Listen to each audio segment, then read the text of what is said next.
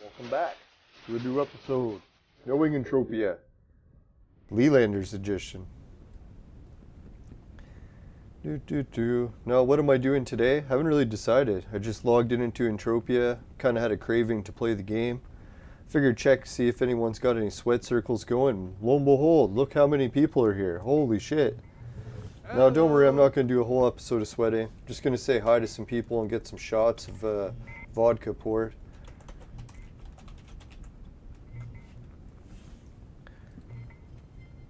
Hello. I don't know if there's an event going here or what's going on, but it looks pretty good. Alright, let's see.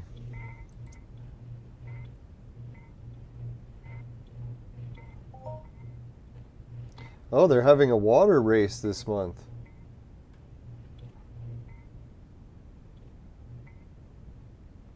But you have to return the items. Alright. Oh, let me read it. Here, I'm reading it in my head, thinking you guys can understand it. Alright, Dredger is having a special event to all islanders for this month. We're going to have a wave race, or water race. Our team will provide a Strider MK2 Limited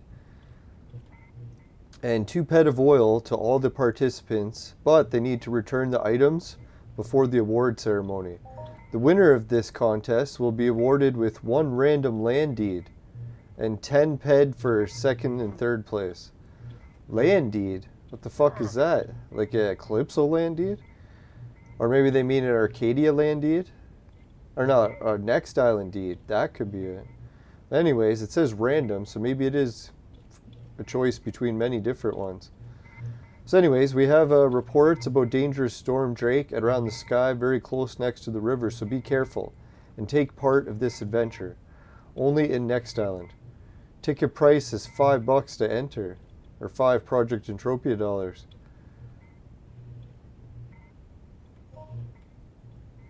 I don't know, I would practice the event and compete in it, but I don't know, man.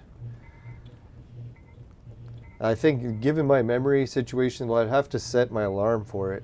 But if I set my alarm for it, unless I did, I would just forget. So I would enter the event and not even make it. That's a pretty neat idea for the event. I like that because I love the idea of events and vehicles. The only thing I would like preferably is if it was a destruction derby and everyone was destroying the vehicles.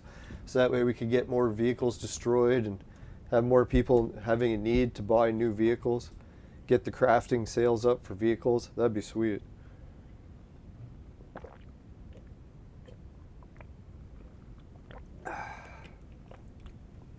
Yeah, so that's pretty cool. Alright, I think it's time for me to get a shot of vodka poured.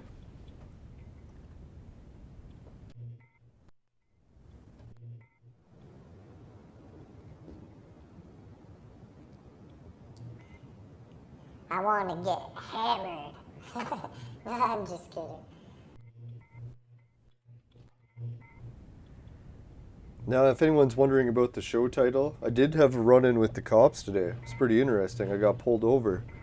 And I was just biking and delivering a package, like a big box. So, what I got pulled over for, I'll fill you in a second. Now today, I was wondering if that Crystal guy, or Skull guy, is going to log into the chat. Because every time I break out the Crystal Skull vodka, it seems like he shows up in the chat.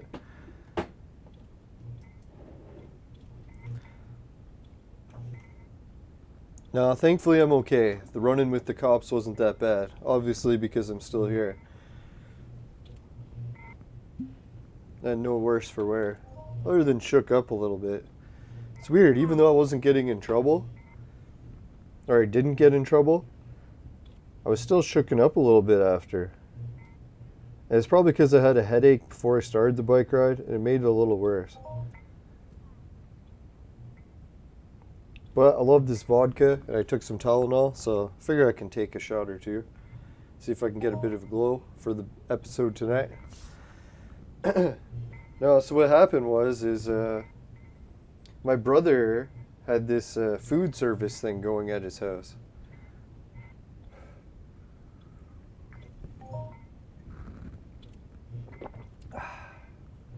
God, I love this vodka. It's Dan Aykroyd's Crystal Skull vodka. It's so tasty. There's not many vodkas you can like swish around in your mouth and then drink. Not even need a chaser. I was like, man, this is the smoothest vodka I've ever tried. Read the reviews online. There is one person that I saw that posted that it wasn't smooth. I was like, dear God, what vodka are you drinking that tastes smoother than this? I need to try it.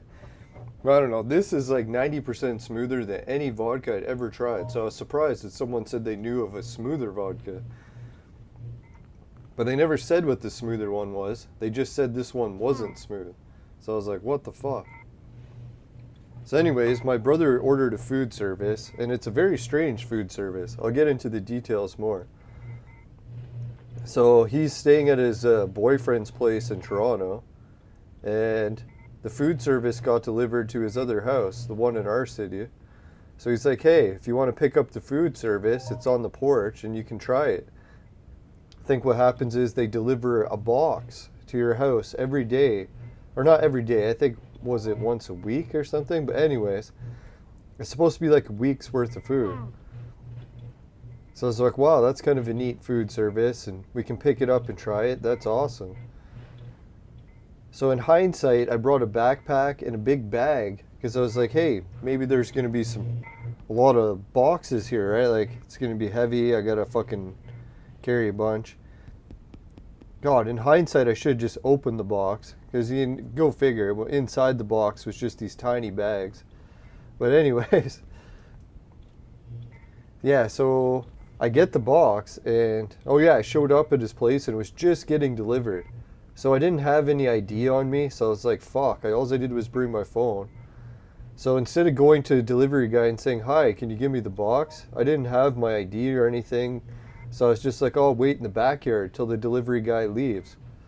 So right there, that was kind of a stupid move. I really should have just went and got the box. And if he said something, I doubt he would have even said anything. Because I would have just told him the name on the box and he would have been cool with it. But anyway, so I came out after the delivery truck left, grabbed the box, and started to try to put it in my backpack. But it turned out the box was obviously way too big, weeks worth of food. Wasn't going to fit my backpack, and the bag I had in it wouldn't fit it. So I'm like, fuck, how am I going to carry this box back? I'm like, it's even too big for me to carry it while walking my bike at the same time. So I was like, fuck man, can I try balancing the box with one arm and bike? So that's what I tried. And right off the bat, I knew, I was like, oh God, this is a bad idea. If anyone sees me biking with this box, they're going to be like, what the fuck is this guy doing? He's biking with a box. It's way too big to be carrying. So I was like, right there, I should have been, oh fuck, I'm definitely going to get pulled over if the cops see me. So anyways, I start biking, and then what do? I decide to take a shortcut through the roughest neighborhood in like our entire province. Or maybe second roughest. It's like it's kind of like a low-income ghetto of low-income housing. It's funny because I used to grow up on that street, so I know it well. But anyway, so I take a cut through there, and lo and behold, right when I get to like the deepest part of the rough neighborhood, there's a cop. As soon as he sees me, he drives really slow, and I just drive like normally. Well, actually, I was really careful to follow all the road precautions, like stopping, making a full stop when I was turning, not making a running stop or whatever, or a running stop sign. Rolling, that's what I mean. So anyways, I'm like, okay, I should be okay because I managed to stop on time. The only thing I was thinking is that cop's going to see the box and he's going to freak out, right? So I keep biking, and like 2 seconds after I drive away from the cop, I hear a car behind me. So I look, and yeah, it's the cop. I don't know if he went and pulled a Yui like automatically or what he did, but it didn't take long for him to get behind me. And then he didn't turn his sirens on. So I was like, is he pulling me over? Or I can't tell because he didn't actually turn his siren on. So I was like, I am just on a bike. So I sort of slow down and look to see what he wants. And then he rolls down his window. He's like, can you pull over? And I'm like, sure. So I pull over. And then I put the box down. I was like, oh, fuck, I'm in trouble for the box, right? Aren't I? And he's like, what do you mean? And I'm like, well, it's too big. I probably shouldn't be carrying it, right? And he's like, no, he's like, I'm pulling you over because you don't have a light on your bike. I'm like, well, that's funny because I do have a light on the bike. It's right on the back. I'm like, here, let me show you. So I go to show him the light and I forgot to turn it on. So I was like, he didn't see that it was a light. I think he thought it was just a reflector. And I was like, because it's during the daytime. Even if I did turn it on, you couldn't see it. It's not bright enough to like illuminate shit during the day. But anyways, so the cop's like, all right, I checked this light situation. That's not very good, right? And I'm like, well, sorry. It's like, it's even daytime. So in hindsight, I was thinking I should have asked him. It's like, well, do I really need the light on during the day? That seemed like a little bit of a weird thing right off the bat that I never really clued into. Until after the event, I was like, wait a minute, it's the daytime. Why the hell was he asking me about my light? Yeah, even when I got home later, I checked, and the Ontario laws are for Canada. It says you only need the light after dark. Technically, you don't even need the bell or the light on your bike at all until after it gets dark. So if you only ride your bike during the day, you never really have to put the light on it. But technically, I only ride during the day, but I put a light on anyways, just in case it gets dark, and just so I don't get the ticket. So what I should have told them is I just replaced the battery's light, or the light's battery. So I knew right away that I actually had a working light, because I just tested the battery. That's how I should have explained it to him. Instead, I showed it to him, and he's like, oh, it doesn't really look like a very good light. But anyways, he sees the box and he's like, so what's with this box? And I'm like, he's like, is it yours? And I'm like, oh fuck, I don't want to lie to him. So I'm like, no, it's not my box. And he's like, well, what are you doing with it? I'm like, well, I had to pick it up for my brother and deliver it to my mom, right? So he's like, okay, what's your brother's name? And I'm like, oh fuck, it doesn't say my brother's name on it because it was his boyfriend that ordered it. So I'm like, well, it's actually from my brother's boyfriend. And he's like, brother? Boyfriend? And I'm like, yes, he's gay. And then he's like, oh, okay. I'm like, all right. So I was thinking right there, maybe the cop was kind of weirded out because he started to act strange after I told him that my brother was gay. I don't know if he felt differently about the situation somehow then. But anyways, he like grabbed I don't think he did. It was probably just kind of awkward. It's like you're trying to guess if someone's lying, and I'm like, man, if I'm making up a lie and it's a really elaborate one, could have made it a little bit more simpler. So anyways, he's like, well, can you show me your ID? And then I didn't have ID, but I'm like, can you let me go with just showing my phone? I'm like, my phone has all my name and all my phone number and everything on it, so you can confirm it's me. And then I'm like, you can also call my brother and he'll confirm that the package is legit. I'm like, you can use my phone, I'll even dial it. And then I'm like, oh yeah, I forgot the virus. He was probably paranoid about touching the phone, which makes sense. Even though I heard that you can't really catch it from objects, or at least that's what some studies have said. So anyways, yeah, that was pretty exciting. Oh yeah, then he said that what he was going to do to confirm it is if I told him my brother's name, and then he would confirm that it matched up with the address and where the package came from. So he went and checked it on his computer, and he was able to verify everything. So he's like, yes, he believes me now that the package actually was legit and not a porch pirate. So I think what might have happened in this situation, he probably thought it was a porch pirate right off the bat, but he needed some reason to pull me over, so he said it was the light. Because I was thinking after when I got home, it's like, wait a minute, it was even like 2 in the afternoon. It wasn't even close to evening. So I was like, there's no way that he should be ticketing me for no light. Even the judge would look at the ticket and say, what time did this occur? At like 2 in the afternoon? How the hell did you get a ticket for no light at 2 in the afternoon? No, but thankfully the cop was nice too. That after he found out the package was really legit, then he also said that he'd let me off on the ticket for the light, which I was really happy because I had a light. I was like, I was going to argue with him. I'm like, wait a minute, it's a cop. There's no reason to argue with him. If he thinks my light isn't very good, I'll just have to accept it. So I said sorry about my light not being up to standards, and I said I'll get a new one. He's like, all right, I'll let you go on a warning. I was like, thank you. So the cop situation actually went really well. And in hindsight, I was like, man, the cop kind of saved me, because driving with that box was too dangerous. After that whole incident, I was kind of shook up, and I'm like, fuck it. I'm just going to call for someone to help carry this box. So I ended up calling my mom, actually, and she came and picked up the box. And she was only a few minute drive away, so it didn't really matter. But I was like, oh, thank God, man. I did not want to get a ticket. Not like a ticket would have been the end of the world, but I didn't want to get a ticket for something that I didn't break the law for. I've seen that happen too often with cops here. Sometimes they'll do that to you. They'll give you a ticket for something that you didn't really break the law for, but it's hard to argue with the cop, and a lot of times it's not worth it.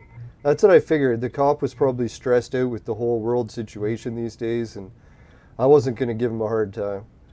You know what else I noticed too is really fucked up about dealing with cops? Is now that I'm older, like I haven't been pulled over by a cop since I was a teenager, like 16 or something. So it's like now when I got pulled over, it seems so weird. Because last time I got pulled over, I was a kid, and the cop was the adult. And the cop was like telling me what to do, and it seemed to make sense because I'm a kid, right? But then now when I'm getting pulled over, it's like the cop's like half my age now. So I'm like, what the fuck, right? This almost seems weird. It's like I'm talking to this kid about what he thinks I should do. I know the cops have more authority, but it's just such a weird age thing. I haven't experienced it yet. Having a kid having more authority than me. It's kind of funny. I'm always so used to just taking orders from adults. I don't think the guy was that much younger than me. Maybe he was in his early 30s or something, but still. Once you're like into your pushing mid-40s, it's like you start to realize that you're not really the kid anymore in any of these situations. It's weird being the adult now. Getting pulled over as an adult was a whole new experience.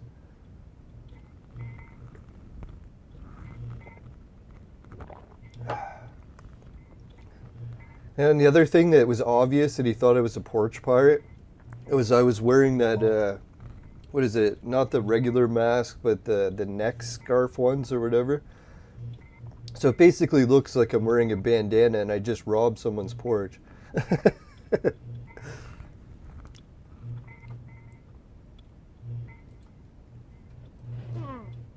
Alright, should I turret this guy? I haven't really been able to check what everyone's been doing. I'm sure if they want to save him, they'll shoot him.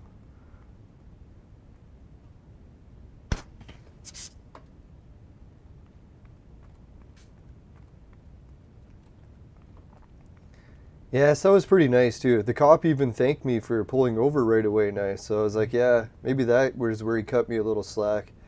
It didn't really matter about the whole brother being gay thing. I was thinking it was something that might throw him off too, because I'm pretty sure cops like to brag when they get back to the station about how their bust went. So as soon as they started talking about busting a guy and his delivering a package for his gay brother, they would be like, who did you bust?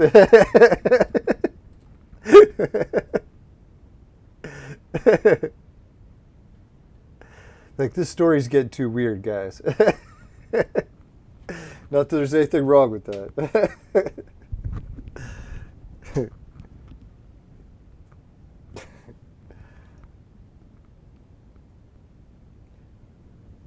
I don't know, it's kind of weird. I don't know if anyone's ever experienced when you first find out like someone in your family is gay that you didn't know before, and then it does seem a little awkward saying it at first because you're not used to it, but then after a while it becomes like second nature. Like, oh yeah, it's just the whole, I don't know, the change process. So maybe that's what's happening with cops these days too. They hear gay stories, they don't know what to think. They're like, what did you just say?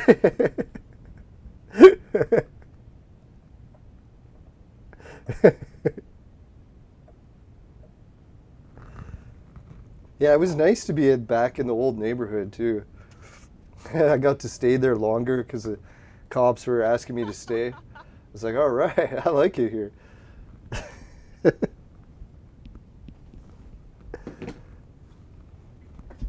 Oh yeah, and I kept referring to the cop as man. I was like, fuck, I gotta stop doing that.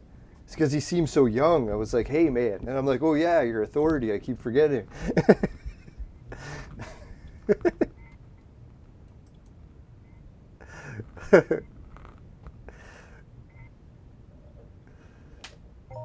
Oh yeah, he had to ask me to take the mask off at one point, and I think he was happy that I was wearing one.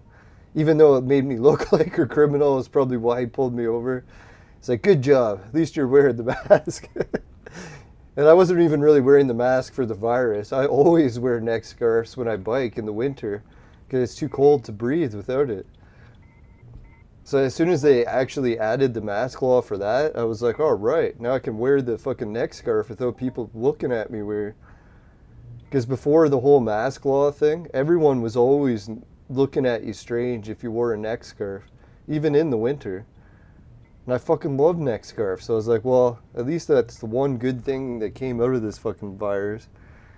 I can finally wear my neck scarves, even though it gets me pulled over by the cops. Unless he pulled me over for another reason, that could have been. Now, I was hoping that he pulled me over because one of my brother's neighbors called the cops saying that someone suspicious grabbed a package. Because that would be good, eh? Because you'd be like, holy shit, cops are out looking out in this neighborhood. It's good.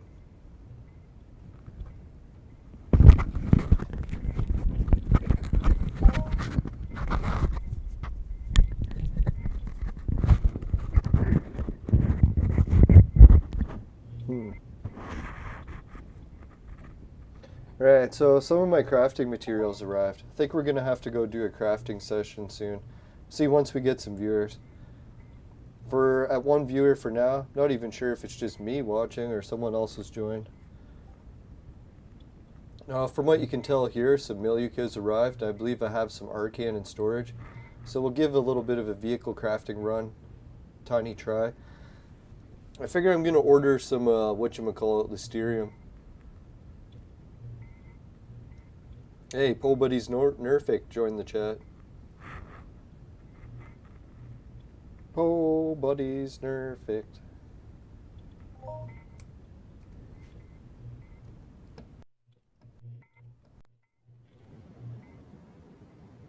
Pole Buddies Nerfic.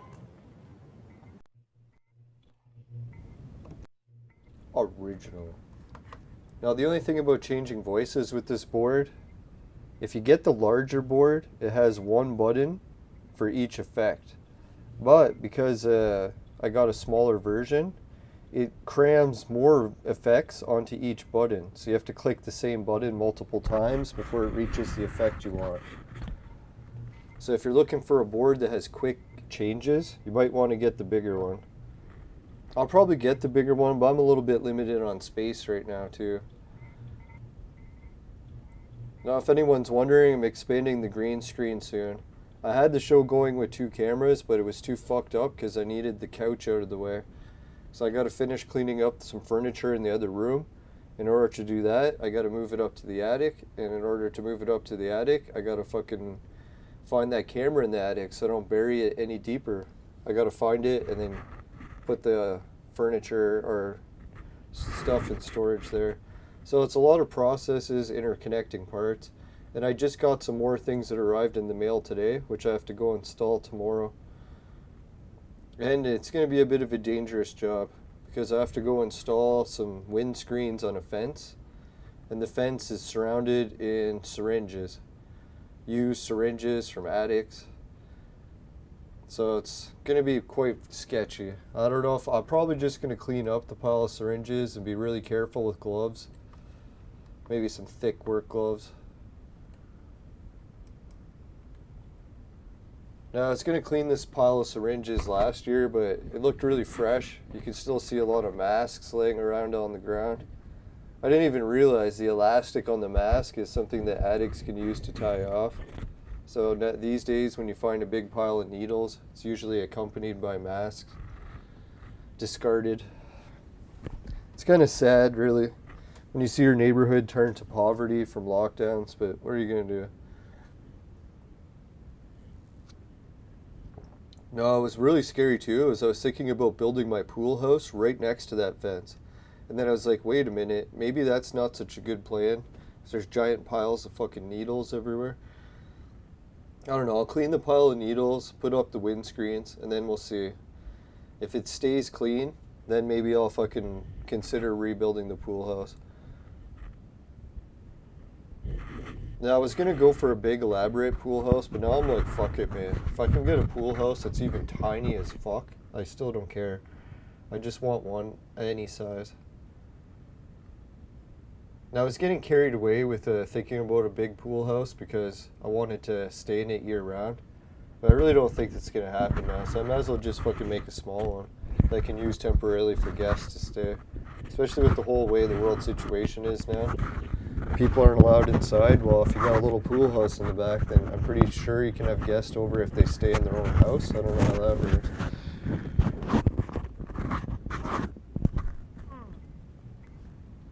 We'll have to find out.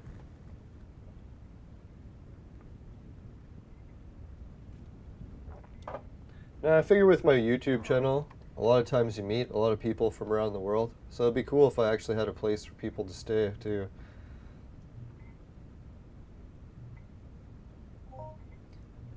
No, my pool is so wicked. I can hardly wait for it. I think I might have to try to set up the water camera. Or maybe I'll try with the regular one. Now, my pool is 16 feet across, but only waist deep. So on one of the more shallow ends, I can like lay on the bottom and then just be underwater except for my mouth. Or I can't remember if it's my nose. One or the other can just reach the edge of the water. Or yeah, it's my mouth. So everything's underwater except for my mouth. And then while I'm staring up, tons of bats will start flying around if I go out just before dark. So I'll be like swimming completely under the water, usually really wrecked after a couple joints. And laying at the bottom, the only thing sticking up is my mouth, and I can feel the air from all these mosquitoes like trying to bite me. They really can't bite me because the only thing sticking out above the water is my lips, and it's not really enough room for them to bite me. But anyways, then the bats, as they're trying to bite my lips, will come whipping down, flying around, and eat the mosquitoes. So it's like, take that, mosquitoes. Bats will get you. But I don't know how many bats we have in our area, but you literally see like hundreds per minute. They just whip around the pool like crazy. It's really quite a trippy experience. If I had to compare it to anything, it almost reminds me of Mike Tyson when he watches the pigeons fly around on his big pigeon coop on the top of the rooftop on the buildings. So yeah, I was thinking, yeah, it reminds me of that because it's like so therapeutic. You watch those bats fly around eating the mosquitoes. It's very trippy and like relaxing. Very nature-esque.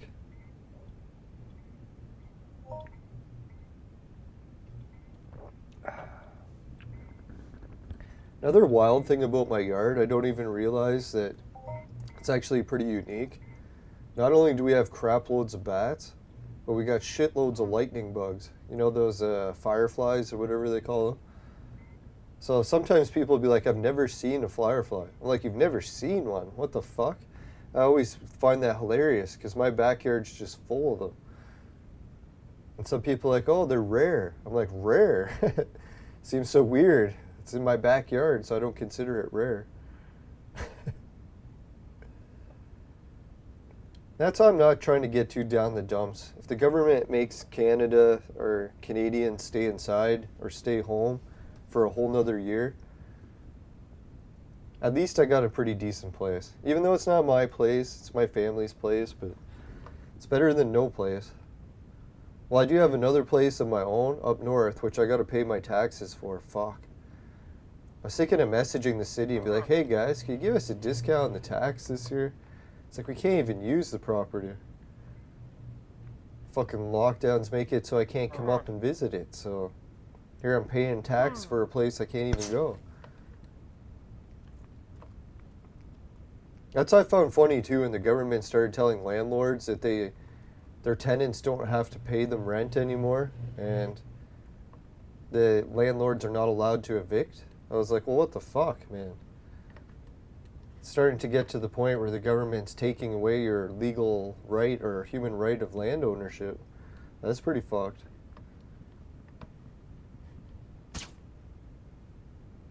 Yeah, I keep getting that people are wanting to defeat the virus, but it's like, man, let's try to find methods that don't involve losing human rights to do it.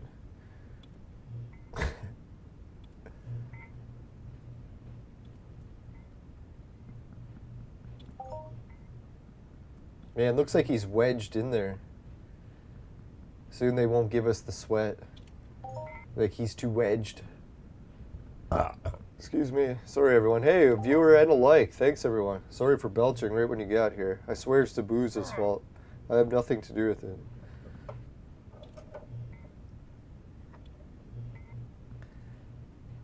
No, so that was the action with the cops today. Luckily, everything went smooth. And shout out to the cop for being so nice. I loved him doing his job, checking for porch pirates. I've never actually been so happy to be pulled over. I was like, good job, man. I was almost at the point where I'm like, I gotta stop telling him he's doing such a good job or he's gonna strip search me or something. It's like, normally if a cop hears that, he's like, hey, like, why is this guy being so nice to me? What does he have stuck up his butt?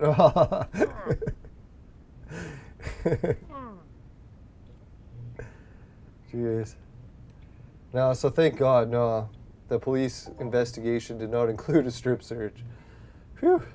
Narrowly avoided that one. Now, I think in hindsight, next time I have a giant box to carry on a bike, I probably won't do it. I'll be like, fuck this. If it can't fit in my backpack, I'm not carrying it.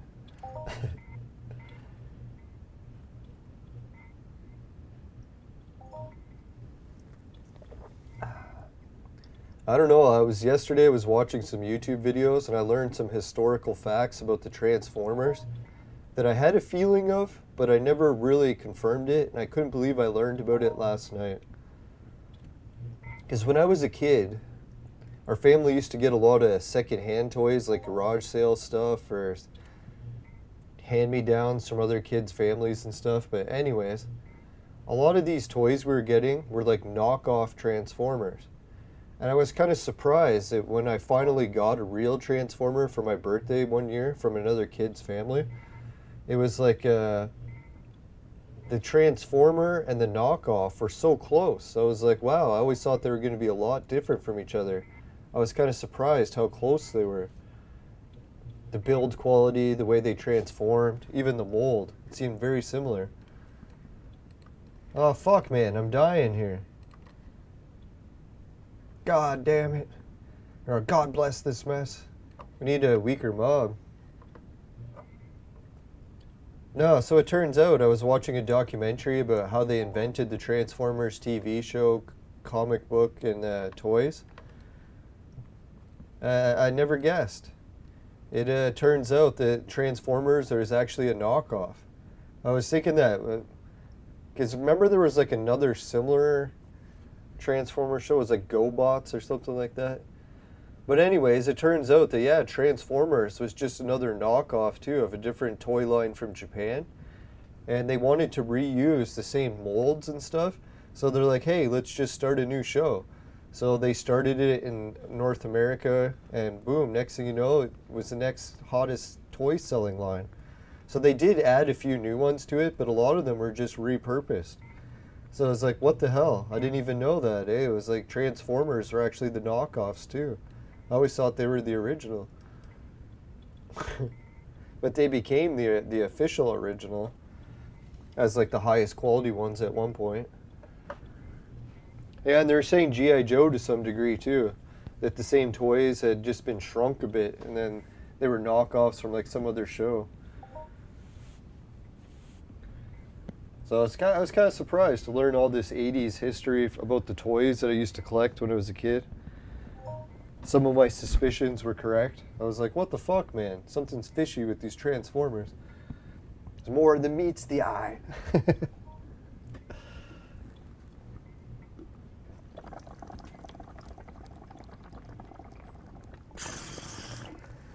Well, yeah, and they confirmed one of my other suspicions. Was it Starscream and the other jets from the Decepticons? They were all the same toy exactly. They said the only difference they did was they painted them different.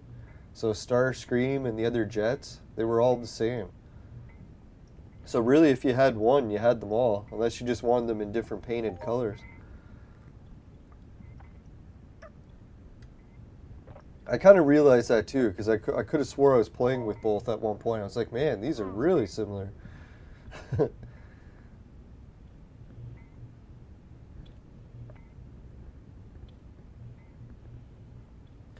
Yeah, it's kind of nice to do a little bit of a later night show for Entropia. I know it's probably going to be a quiet chat because it's hardly any players from Europe are going to be awake at this time. Pretty much everyone in Europe, it's like it's already almost 5 a.m. for them, so they're long asleep. Unless they're like crazy gamers that are playing until 4 in the morning or whatever. Or across the pond. Keep forgetting there's more to overseas than just Europe. I was chatting with some of my viewers about what regions they're from. I got some viewers from Greece, some from the Middle East, some from Philippines. So, dear God, man, if the travel restrictions ever end, or, well, when they end, I shouldn't say ever, or if ever. Gotta stop thinking that way. Anyways, yeah, so when they end, and we get back to normal, it'll be weird. I'll have actually opportunities to travel.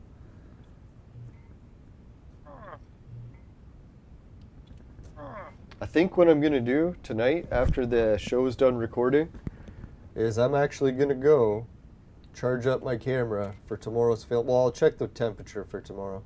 If it's anything less than +10, then I won't bother charging it. Well, no, I'll charge it either way. So that way I can test it out even in the house.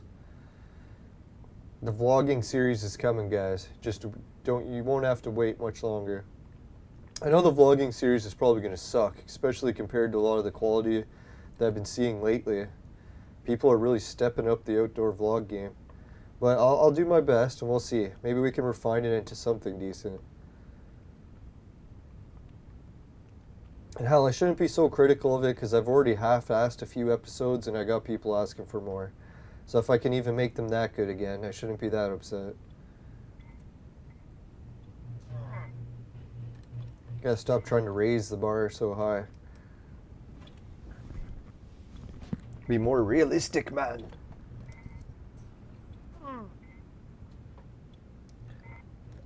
So if anyone has anything they want to see me doing in Entropia, just let me know in the chat. I'll go try to oblige.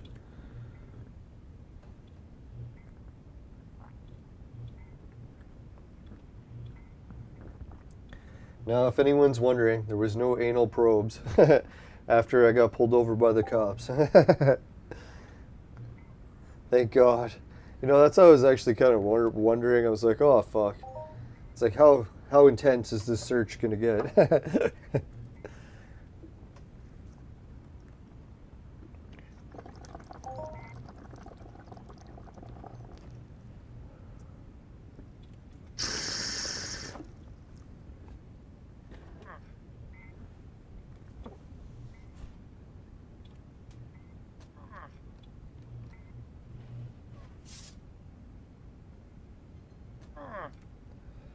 I don't know if anyone's killing these creatures, so I gotta take them to the turret.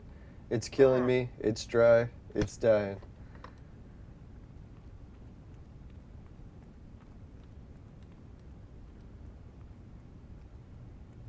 Hey, Paul, how's it going, man? Now, tonight we're just playing some more video games. Gonna be getting some podcasts going with guests soon, I think. I was talking to, fuck, now I forget his name. Corey, that's it. I was talking to Corey today, and he said he wants to come on the show, and we're going to start getting some more guests lined up for doing podcasts. Should be fun. Now I got some vodka I'm drinking tonight, too.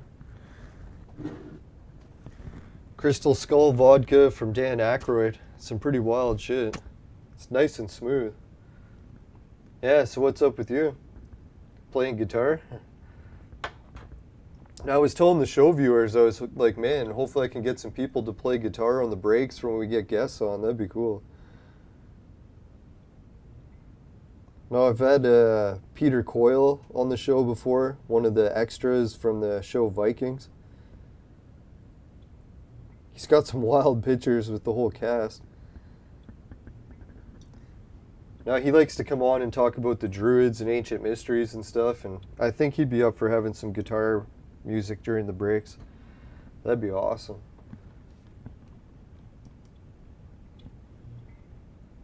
No, and ended up picking up a soundboard, so I added some extra sound effects to my show.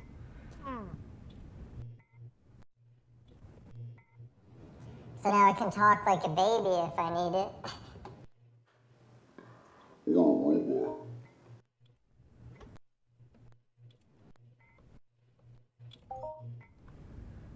It's got a few other effects. I'll try not to use them too much.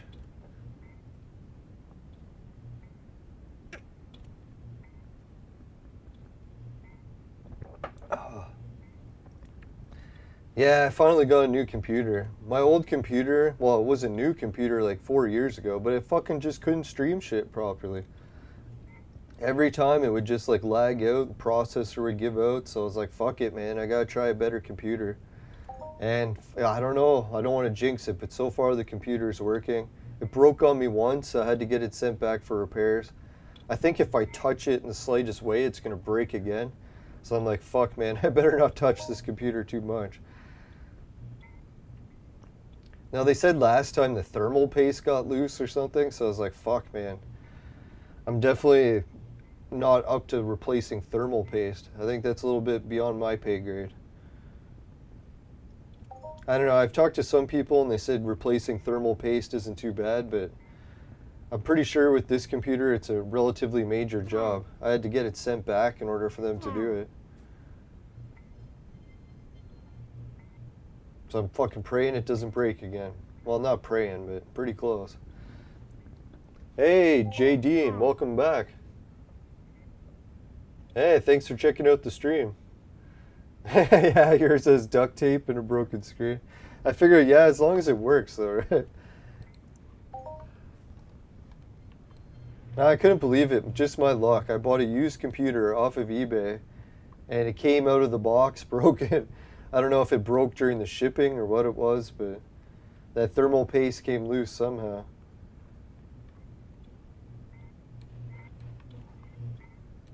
No, it was the worst problem too. Every time I turned the computer on, it would just stay on for like a minute and then it would just completely shut off. Like it was unplugged from the wall. So I was like, holy, that's a pretty fucking serious shutdown. Normally you get like a blue screen of death at least. Right, I gotta tell this team to stop picking such giant fucking birds. Why the hell are we sweating these giant birds if they just kill us in one hit?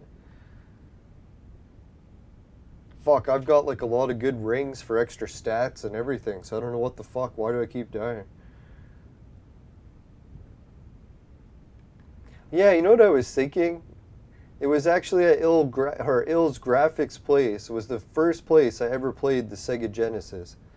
I think it was at his house. It was the first time any kid that I knew that actually had it. Didn't you have like a bunch of games at that point too? Now I was thinking all the different friends that I knew that had different systems. My one friend Brian, he had the Sega Master System. It was a pretty good one too. It was at my dad's house where he had the NES, so if I ever went to visit him for the weekend, I could play NES. Our family had the Atari growing up. It was the system my babysitter gave us. So we were a little bit behind the times. Or the Intellivision. I eventually got that system too, which is very similar to ColecoVision.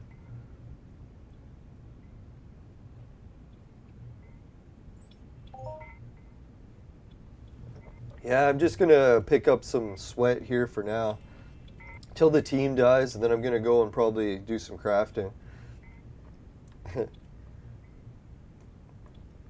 Oh, sick, no way. Yeah, I'm probably gonna start visiting people soon. I'm pretty sure the pandemic is almost over, right? The only reason I'm being extra careful is because I look after my uncle and he's disabled and he's apparently in the super high risk group. I actually felt bad because I got sick, I don't know, was it last January? So like about a month before the pandemic officially started.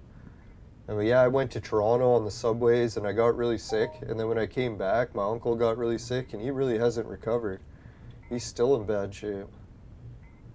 We went and got the COVID or the virus test. I guess I can't say it on YouTube, but no, those at least came back negative. But I was like, fuck, man, we really should have got the antibody test. See if maybe if we had the sickness or whatever it was they're allowed to say, if we got it earlier and it was already worn off by that point, we're just getting the after effects. No, because he went from being able to like walk around to like almost completely paralyzed. Now he's like stuck in his chair. Still have to carry him to the washroom anytime he has to go. No, and our house is really fucked, right? Because it's one of those 100-year-old houses where the hallways are too small for wheelchairs to even fit through. It's not designed for disabled people.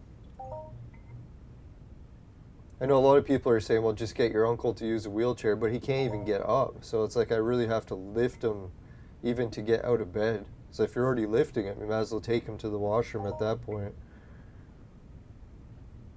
Especially since his bed's only a few steps from the washroom, so it's not that far. Thank God.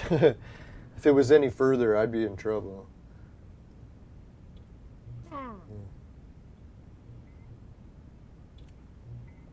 No, we've been looking after him like this for over a year now, so I really haven't gone anywhere other than to work. I don't know how much longer we're going to keep going like this. I'm hoping it's not another whole summer of this. But even if it's a whole nother summer of this, we manage to recover, it's like, I guess it's worth it.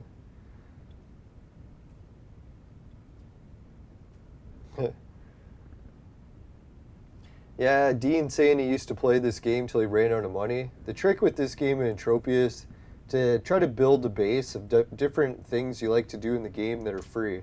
Because there really is like thousands of things you can do for free.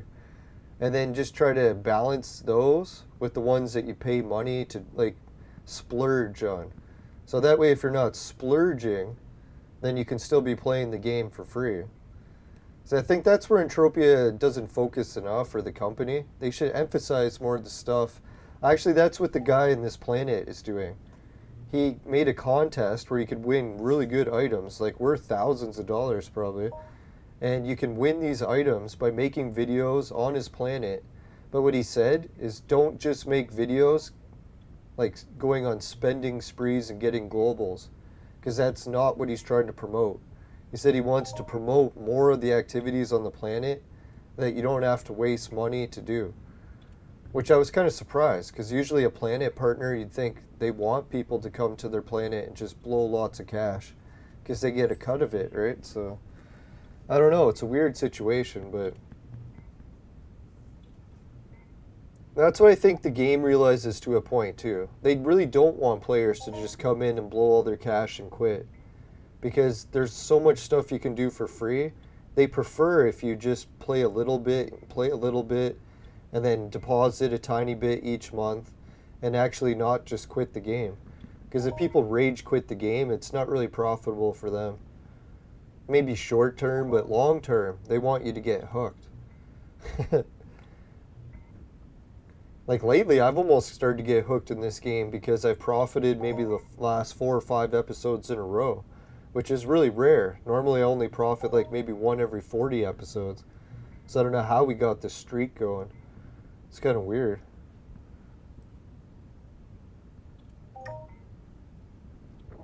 No, I was lucky because I won those contests. That Valentine's Day contest, I won like $100 US, so that was a good win in this game. I don't know, most of the times you win in this game, it's only pennies, or maybe a couple bucks if you're lucky. So if you get a $100 win, it's almost like epic. I know my biggest win ever in this game was, I think, $1,000, and then that was like, Jesus, almost had a heart attack. And that was just from a trade, where I bought real estate when it was low, and then I kept it for a year or whatever and resold it. once the price had increased. Made $1,000 return on it, or profit. Yeah, there's definitely a lot of catches in the game now that are very profitable if you're willing to be okay with small profit. If you're looking for like hundreds of dollars, none of these methods are going to please you. But they got the AI mission. So that AI mission on Rocktropia, you make about 10 ped every time you do it. You can do it every day. So that's only $1 US or whatever, but still, when you think about it, for Entropia money, that's pretty damn good.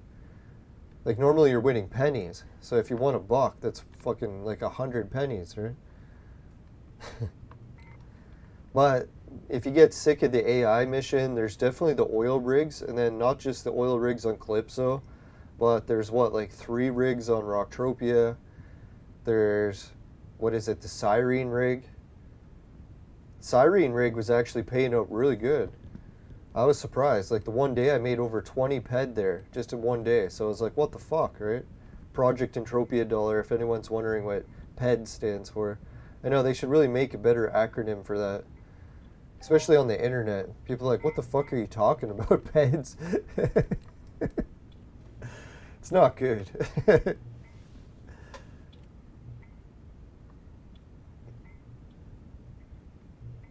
Yeah, the moon. Yeah, that's the other thing too. Each planet and each moon, they kind of do this cycle where every year or so, they'll add a whole bunch of new free missions. So really, if you just keep traveling to each planet and doing the free missions, you can make like a few cents here, a few cents there, and then not go broke because you're doing free stuff. Like fuck, the last free missions I was doing, what planet was that? I think it was either Toulon or Siren. Let's check out what we got. They gave us a whole bunch of the mining equipment. So now I got different finders, diggers, extractors, rippers, and a couple healing tools. So they gave me a whole bunch of free gear. And it's really small gear that you can only use like for a little bit, but still, you're playing a mission, getting free gear. You're not wasting any money. And you're killing time until you can play the game again and really start investing money into it. Alright, cheers everyone. Gonna do another half shot. I've been sipping this one, but I figure I should finish it.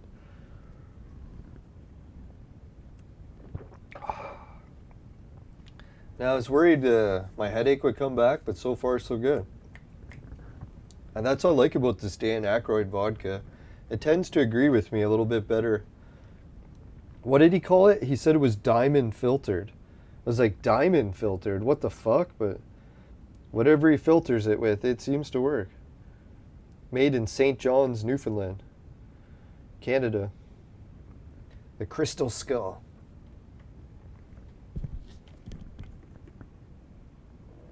Yeah, I can tell this Cobb story quick if you want the recap. Basically what happened is I had to go pick up a really big package from someone's house, and I brought a backpack. But I forgot that if the backpack was too small, I was on a bike, so I was going to have to carry it. So it looked really bad because I was wearing one of those neck scarves. You know, those ones that make you look like you're like a gangster or whatever. So I'm wearing the neck scarf, biking, and I just picked up a porch, or biked up to someone's house, grabbed the package, and then started biking away. So what happened is the cop, I don't know if someone saw me do it and called the cop, or if the cop just like saw me biking away randomly. But yeah, he decided to like pull a Yui, come over and pull me over. So I was like, right away, I was like, oh fuck, did you pull me over for the package? And then he was like, no, he's pulling me over because I didn't have a light on my bike. I was like, well, that's kind of weird. I thought you were pulling me over to the package because I have a light on my bike. So I was trying to show him the light on my bike, and it was one of those reflector kinds. You have to put batteries in, turn it on. And I forgot to turn it on for him because I'm thinking it's in the middle of the day. It's like 2 in the afternoon. So I'm like, if I turn the light on, it's not going to do anything because it's daytime. Can't even see it till it's dark out. So I didn't turn it on. And then he's like, okay, let me run the name on this package. So he's like, is this your name on the package? I'm like, no, sorry, I'm actually picking up the package for someone else. He's like, what? The package isn't yours? And I'm like, and then I tried to explain to him who the package was for. So then he ended up running the names, and it all matched up. So then he let me go.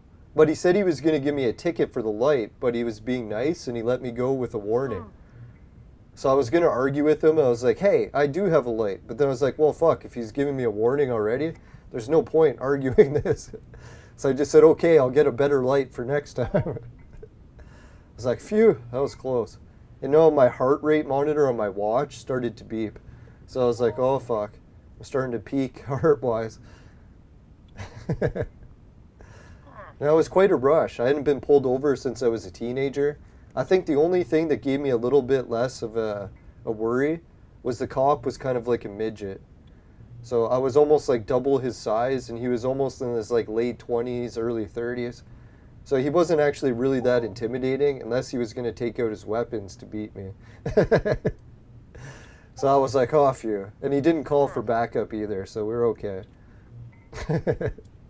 I was worried he was going to try to strip search me or something. I'm like, oh, God, this is going to be a nightmare.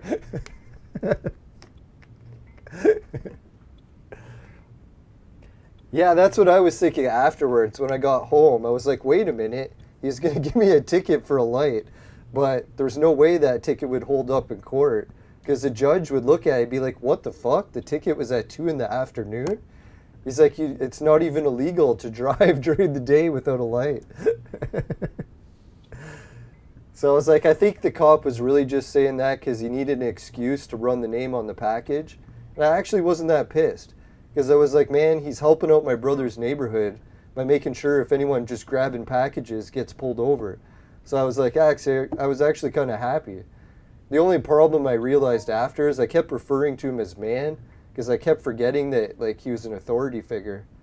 He's so young and small. I was like, hey, man. And then I was like, oh, fuck.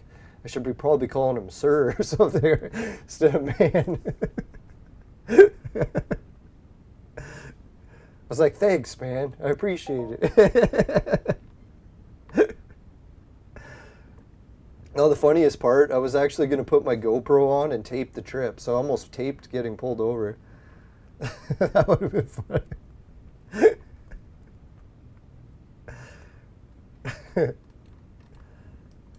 No, it didn't look good for a while there. He's like, what? The package isn't yours? I was like, oh, fuck. I'm going to get thrown in the cruiser.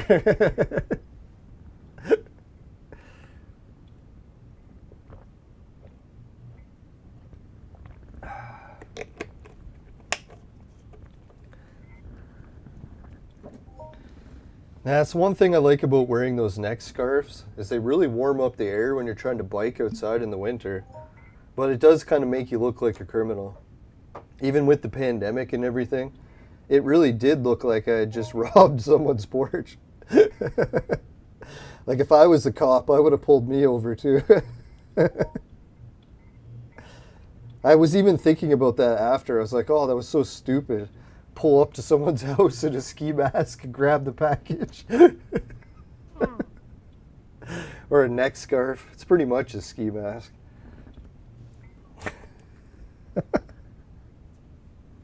He must have been surprised when the package actually checked out. He's like, what the fuck? This guy's actually telling the truth.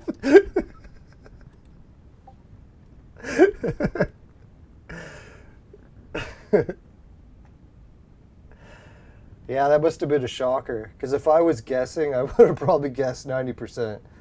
This guy's totally guilty. He's even shaking. His heart rate monitor's going off.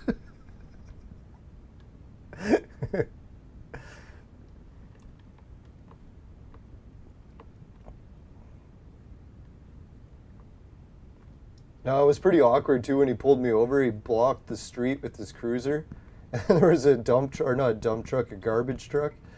So the garbage truck had to wait and stop or picking up the garbage and wait for the cop to finish pulling me over. I was like, man, you can really, like, I'm not going to run with the bike or something. You don't have to try to block the road. It's not like if the cop car was really impeding my progress, I could just bike around it. Maybe it's in the procedure. They gotta like block the road.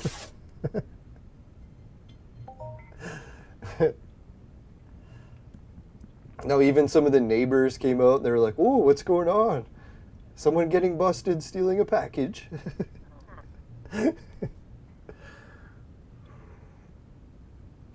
No, the package turned out to be a real waste too. When we got the food back, I thought it was like takeout food, but it turned out to be one of those mail delivery programs where they just send you ingredients. So unless you're like a pro chef or whatever, you can't turn these ingredients into the fancy food they show. So I was like, oh fuck, can't even eat it. So I picked up all those boxes of food essentially for nothing. Except for the story. It was alright, I guess.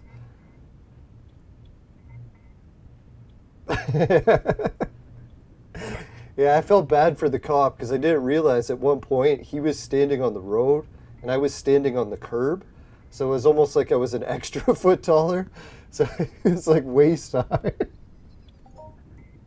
I was like, oh God, I should really stand on the road so he doesn't have to look up so far to talk to me.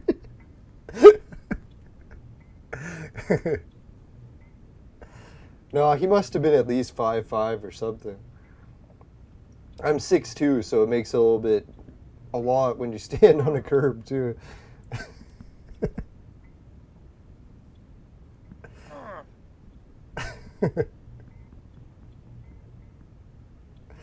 Now, I was really surprised you didn't call for backup. I was like, dear God, if I was him, I would have called for backup. Especially in the Pollander. Well, I shouldn't mention the area. It's one of the rough neighborhoods of our city. So if I was pulling someone over there, I would have called for backup right away.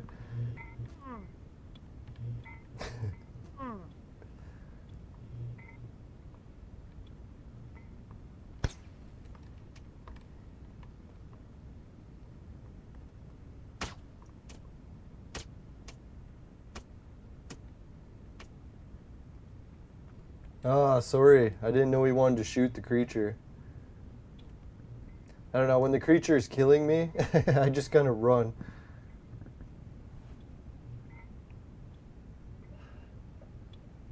Oh, you're 5'4". Wow. No, 5'4" and 5'5" is a pretty common height, right? I do feel like a giant at 6'2".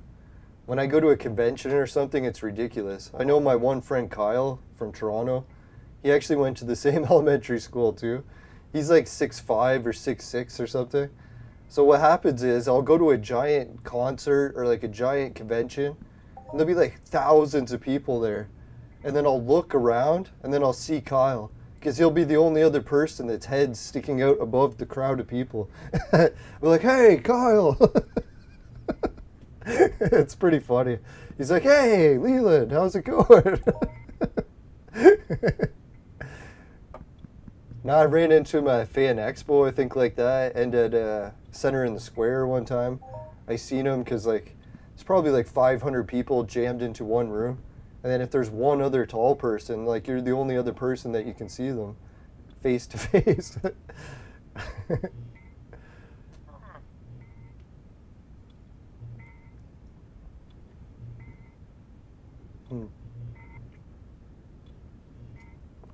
Oh. No, it was funny too. I think I was watching some party underground videos of like people throwing concerts, can't wait for the pandemic rules to end. It's like, that's why you don't want to be a tall person. You would stand out in those parties like a sore thumb. It's like, yeah, I could never go to those. Especially looking after my uncle and stuff too.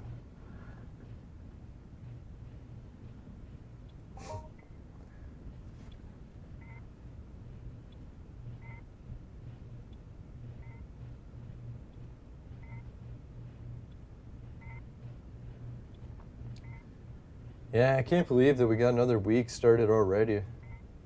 Now, I'm pretty sure winter is pretty much officially over for us, even though I heard the States got hit with a bad storm yesterday. So I'm thinking I'm probably going to start getting back into summer work soon. Excuse me. Mowing lawns, doing landscaping work, laying sod, raking leaves.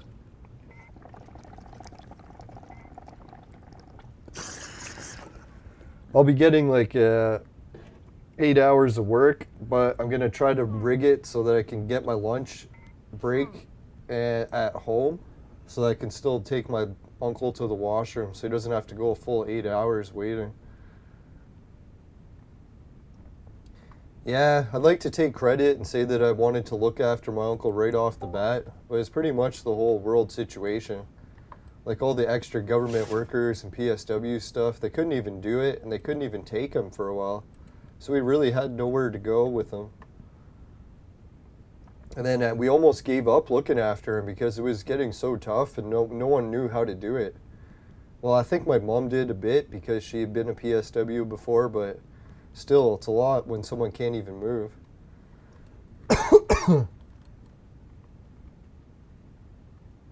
Yeah, so hopefully something happens with him. Like the only time we've ever got him to feel better is when we got a prescription of antibiotics, and he feels better until the antibiotics run out. And he doesn't really feel better, but enough that he can start to communicate a bit again. Definitely not enough to walk or anything. No, right now he's able to say a few words, but not much.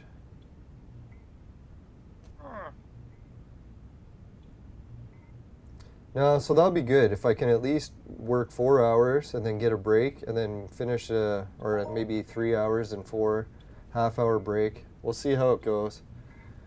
I tried talking to my boss about it already, and he doesn't think there's any time for us to take a break all the way at my house, but we'll try to work it in.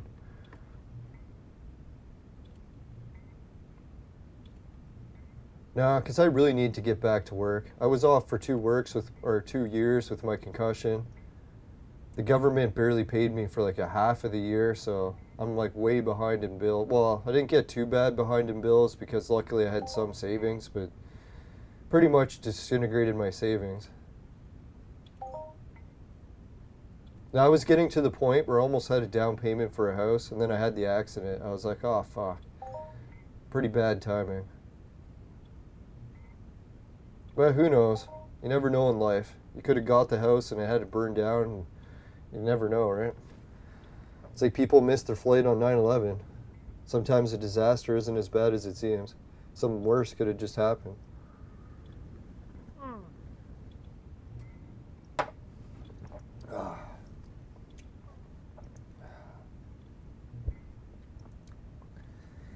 Yeah, this vodka's pretty good. I better not drink too much more. Sadly, I've got only down to his row of teeth now. I don't know how many ounces that is. Oh, it says here on the back.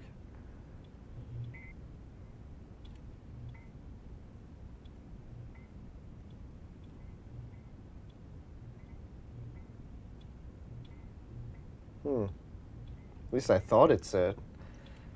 It's hallucinating. Oh, it's the shot glass that says. That's weird.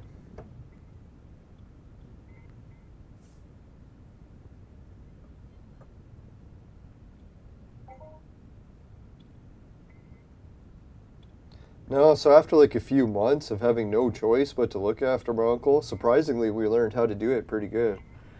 It's like one of those learn by necessity thing, right? For me, at first, I didn't know how to pick up people, but now I learned like different shoulder or armpit moves to pick up people, so works a lot better now. At the beginning, it was a real struggle to pick up people, or pick up my uncle. But I was surprised, once you get the hang of like using someone's armpits to pick them up, it's actually not that hard. Especially I'm lucky that my uncle's also short.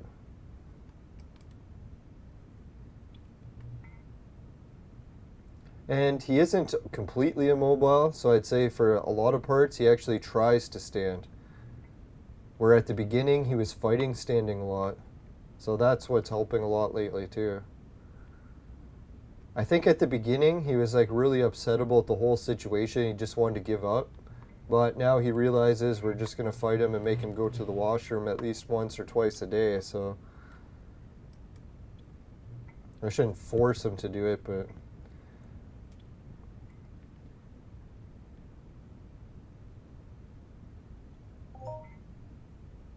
Now, for a while, he got bad where he was getting a little bit too upset by it, and then we tried the antidepressants, and it actually helped cheer him up quite a bit.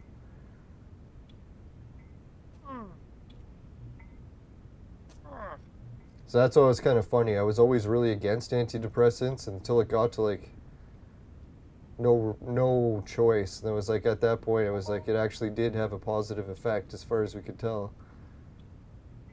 Not a doctor or anything, but from what I could tell, it's like he went to the point of always fighting everything to actually being to the point where he was agreeing to want to do stuff.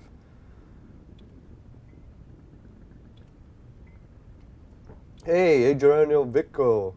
Thanks again for joining us. Sorry, I'm a little bit hammered. I've been drinking the vodka. I don't have too much left to drink, so shouldn't be getting too much more wasted. Ah, the shot glass has two measurements. One side says 1 ounce. The other has a second measurement of 25 milliliters. Slightly less. Oh, that's why, because it would be metric and imperial, right? I'm learning something from this booze.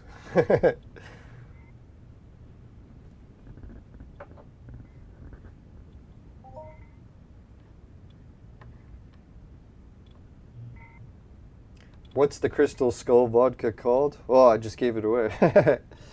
It says Crystal Skull vodka. Whoops.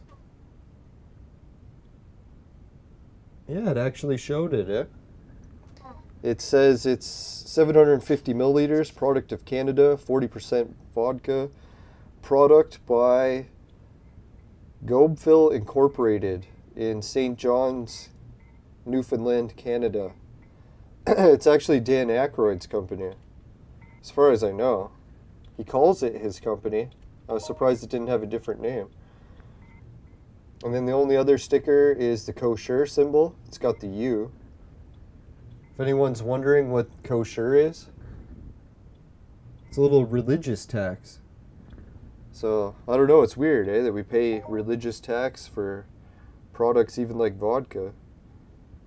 But it's weird, almost every product you can find is kosher.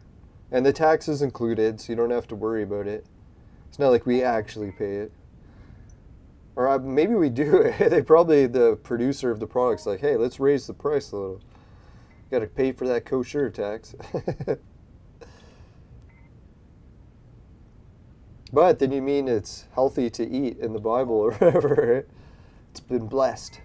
Yeah, so I think that's what it is. If it has the kosher tax, then it means that it's been blessed by a rabbi. That I could be wrong about that, but I'm pretty sure that's what that means. Yeah, it's got a cool lid too. It says Crystal Head Vodka. I don't want to turn it up too much upside down. Now this one I believe is designed after the Mitchell Hedges skull that was actually resided in the same city I live in and one of the guests in the chat today. Now, as far as I know, there was one house that it was at, and it was on the same street as my cousin where he lived. But as far as I heard, someone was saying that the skull actually moved to a different house in the same city. So maybe it's actually been at two different houses.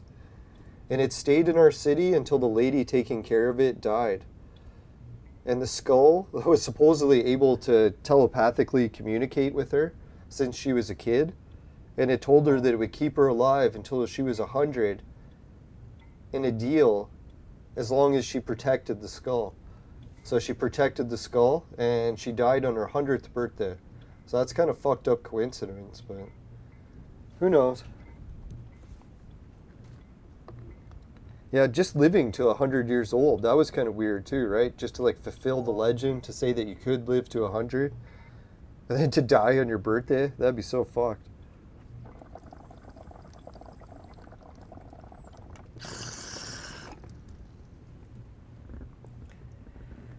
Yeah, thanks. I appreciate it. I got the skull set. Even came with skull vodka glasses or shot glasses.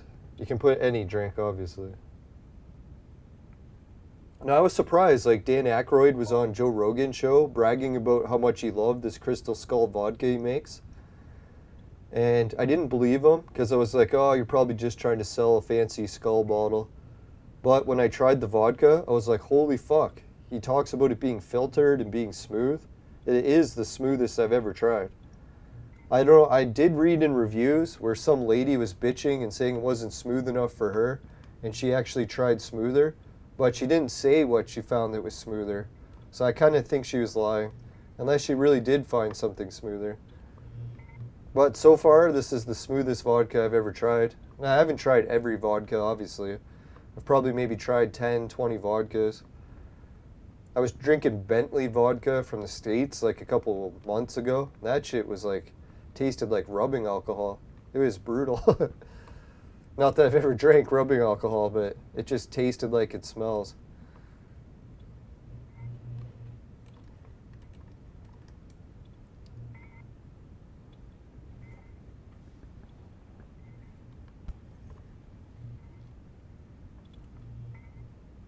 Hey, it's Leon. Leon joined the chat. Thanks, man. Appreciate it. It's always nice to see new Entropia players joining the chat. Or maybe other video game players. I've been actually doing a little bit more video game content. I did a review about the new Neo Geo 2 system, or like a little preview. If anyone wants to check that out in my archive, it's in the video game playlist. Now I talk a lot about the Saudis and how the Saudis are investing billions of dollars to take over the video game console industry. So I don't know if anyone's heard about that, but I did a little bit of a show on it. It was actually an hour long by the time I presented all the evidence. But sadly, I kind of mumbled too much in it. I was like, fuck, man, I gotta try harder to speak clearly. That's the one thing I hate when I try recording, is I fucking mumble too much. Even when I was a kid, I would get teased about it. I'd just mumble too much. I'm working on it. Gotta try to get rid of it. Try to speak clearly. Articulate my vocabulary.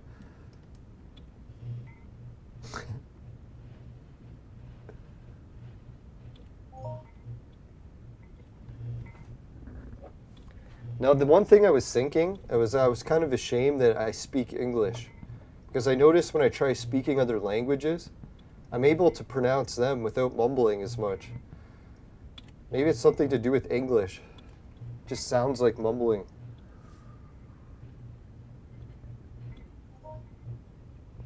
All right, thanks, Dean. Thanks for tuning in. See you later. Now, right now, the games I'm playing is Entropia, Clone Evolution, a little bit of Battlefield 2 Modern Combat revived.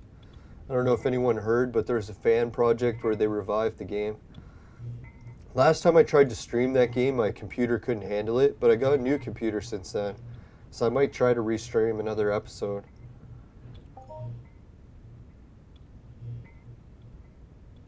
Oh, Leon's playing Entropia right now, and he says to watch for his globals. Alright, so we'll watch for his globals. I'll have to turn them on. Thanks for letting me know, because usually I have globals turned off. And I very rarely get globals, so I usually just turn them off.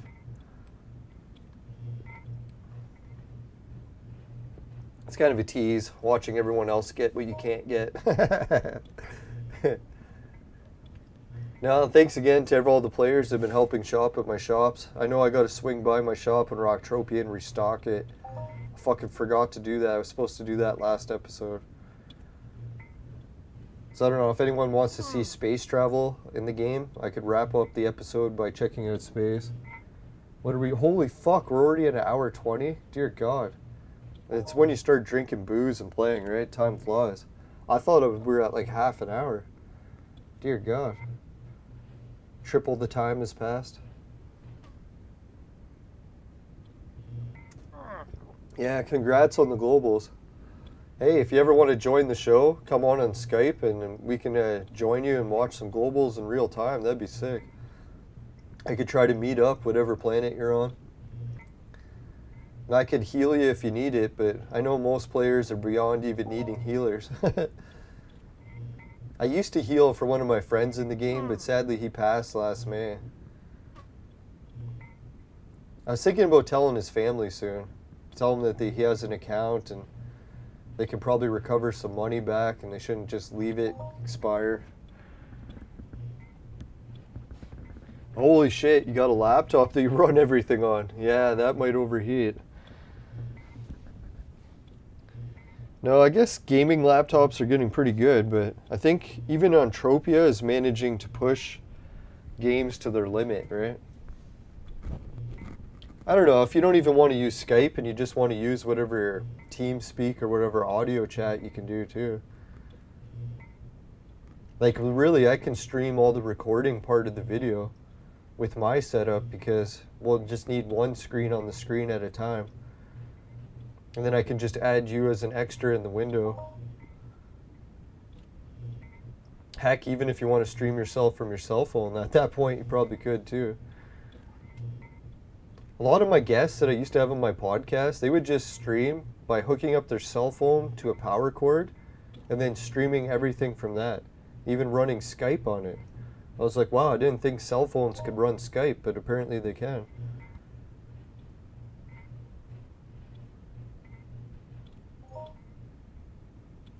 I don't know, usually when I get podcast guests on too, I like to have them have headphones so that there's less echo possibility. But it's not really a mandatory. Most times when you record, the echo never happens. It's pretty rare that it does, but it's nice to have the headphone option just in case the echo starts. What causes the echo is just a feedback loop, right? Microphone going into speakers and then to microphone and then back into the speakers. It causes like a cycle. Same sound repeats over and over.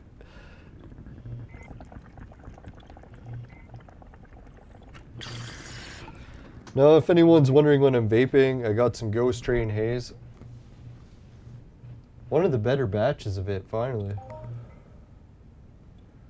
Man, I had some Ghost Train Haze that was like really leafy. It didn't taste good at all. Started to get into some that actually has some bud to it.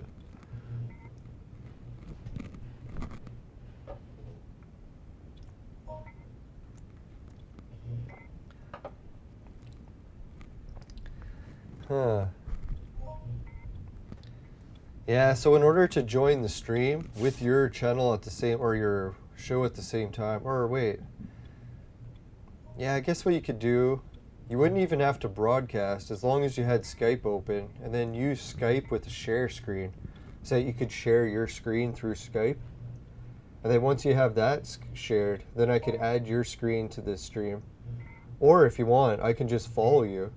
And then wherever you are, then I can just use my point of view from the camera and follow you. Because it would be nice to get some more streams on the show. And a lot of times I don't have the money to be hunting for streams. So it'd be cool just to see some live stream or globals happening around me. It's kind of like going to strippers, right? You can't get any, but at least you're seeing it around you.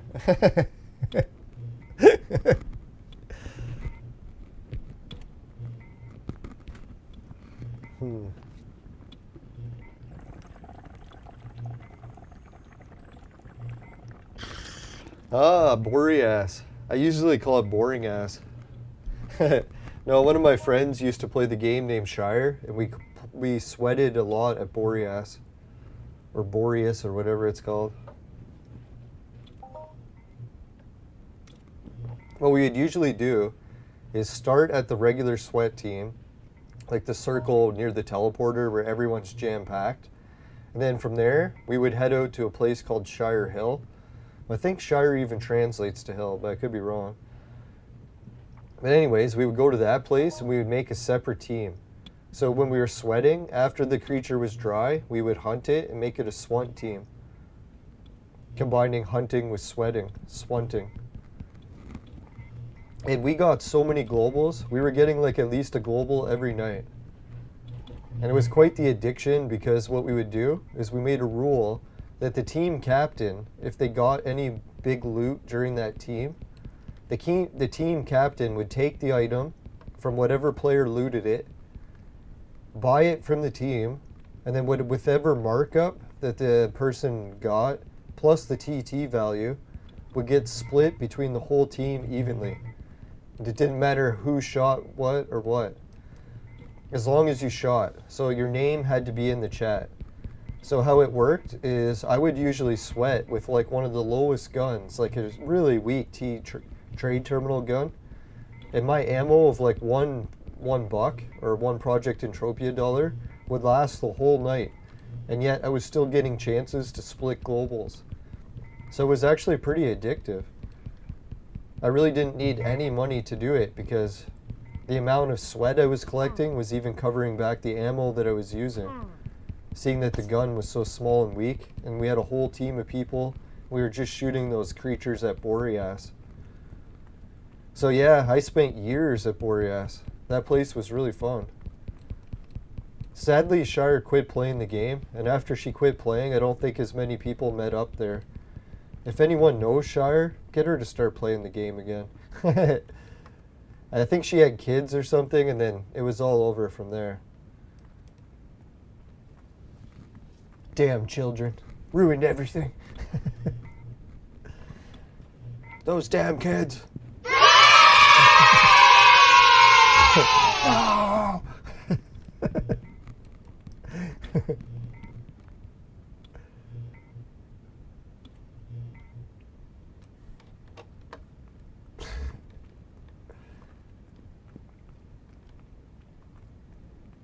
Yeah, you sweat alone. Yeah, sweating alone, if you want to really do it the best place in the whole game, well, you've probably been there, is Studio Gate South on Rocktropia. They have a mob there that's level, or I forget, like 1 or 2 or whatever.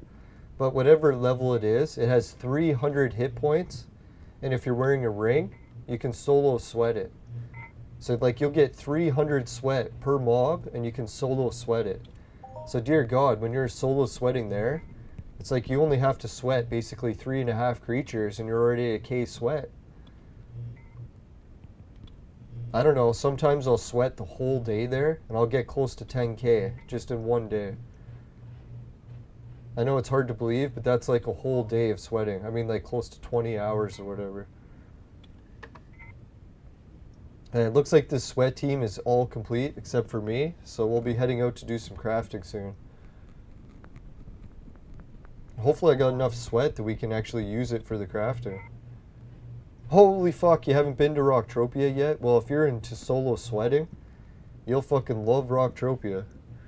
Dear God, like, I know Never Die gets a lot of criticism, rightly so. He's done a lot of things that piss me off royally in the game. But man, when he does something right, he does it right. It's like, I don't know, like, when it comes to like designing a sweat creature, 300 hit points, that's a lot. Especially for a creature that you could solo sweat. So whatever he's doing with sweating, to me, he hit it like out of the ballpark with that. Alright, so let's go up to the terminal and see what we got. He also has the AI mission. And if you want a mission where you can just hunt forever for free, the AI mission's your mission. You won't make it rich doing it. It's just almost a guarantee to never get a global because the loot is so small. But even though it's small, you still get a profit. So what can you say about hunting missions in Entropia? There's not too many that profit every time. This too, if you're doing the crafting mission, you can profit every time. Well, yeah, I'm supposed to finish a mining mission. I forgot that too. Fuck, man, we got so much to do.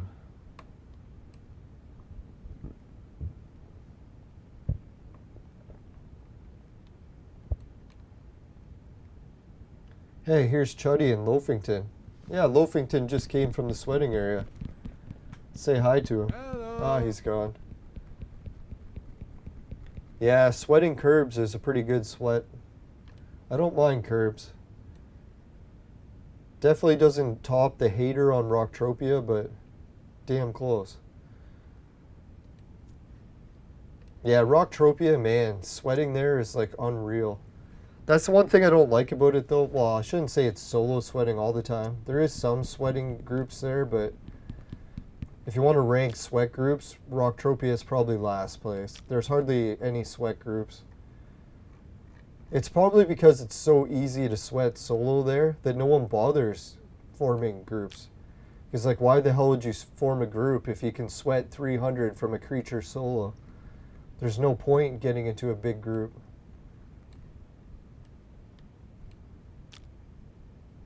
Alright, so there's good. I was wondering where all my money was tied up into. We got 83 in that. Bit of shrapnel. Holy fuck, what's going on here? Oh, someone lit fireworks. Thanks. That's pretty sweet. It's nice when people light fireworks.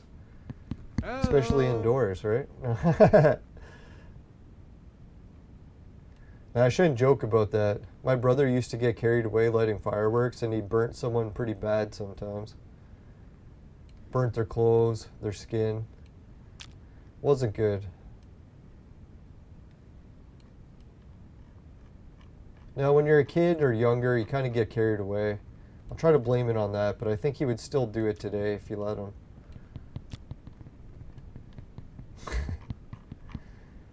He's mean like that. He's the evil brother. No, I'm just kidding.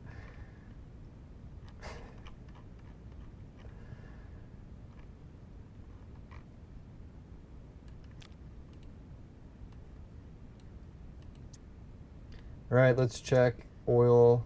Gotta drop some oil off. Yeah, I think my sweat collection here is pretty epic, so really I just need to buy some Listerium. Once we get the Listerium, we'll be all set.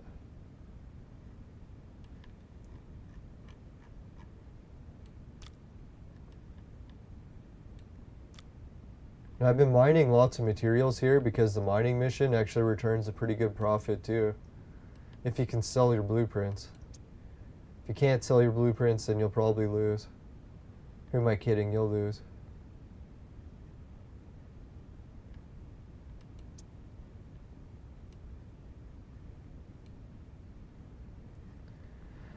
Alright, I think, unfortunately, I don't have the materials I need to craft, but let's try. Oh wait, maybe we do. I think I'm probably just gonna... Oh yeah, we got 350 attempts. So yeah, we can do some crafting. Right, we are in business. I'm trying to remember, is it pointful to do the Lesser Elijah thing? I don't think it is. So let's just do regular construction. Now, sometimes I worry that there's a mission that I can run solo or at the same time as doing this crafting and get bonus rewards. So that's why Calypso started to switch over to a new system called the Codex.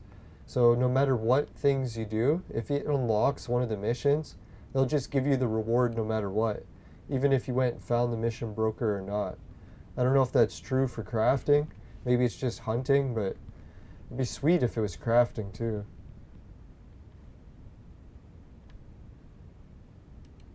Right, so I got a 100 quality rating print, and the reason I'm using the Sandrunner fuel cells is because you can loot vehicle prints.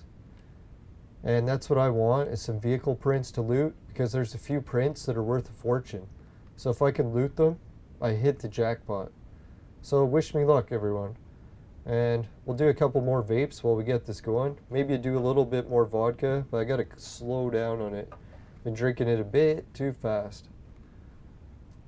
Just a tad. Alright, let's begin. Wish me luck.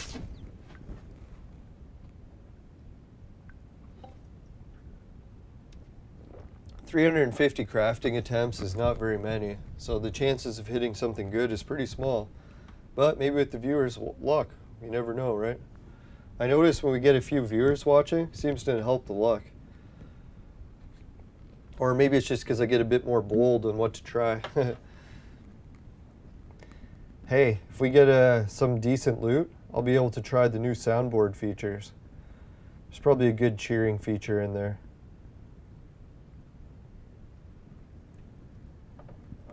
Now, if I can get a good string of failures, then I'll boost it up to full success, or full condition. If anyone hasn't seen crafting in this game before, how it works is this quality condition bar here. It's kind of like the casino, where you slide the bar to determine how big your payout's going to be. But the weirdest thing about this game is that it costs the same either way. So you can try like low risk gambling or high risk. So most people will put it somewhere in the middle, and this green bar determines how risky it is. If it goes yellow, that means you're going to get higher risk. All right, that's quite a bit of failure, so let's try higher risk. What I figure is if it fails a lot, that's a good time to try a higher risk because a big payout's coming. It's an old wise tale, but you never know. One of these days, it occasionally works. I've had it work once or twice. Whoa, there was a full success and it gave me $1. Or one Project Entropia $1, or one pet. Whatever you want to call it. It's kind of a shame because I was hoping for a global if I got the full condition click successful, but hey, one is still pretty good. Who am I kidding? It's fucking horseshit. I'm trying to be optimistic here. Alright, let's try between the T's. Is there a better position ever than between the T's? I think not. It provides the best feeling of success.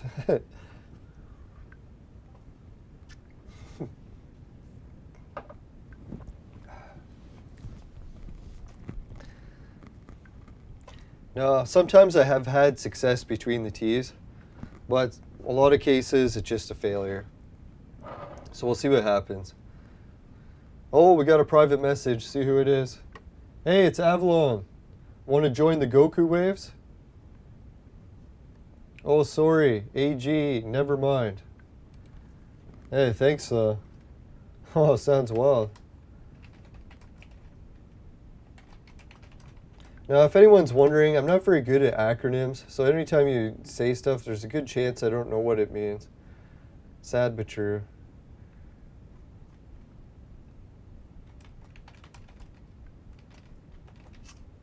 Now, I'm pretty sure those wave events were what Bonnie was talking about on her streams recently. They did look wild. Shitloads of players had showed up. I like going to those events where there's lots of players. The only times it kind of sucks is if it costs a lot of money to go.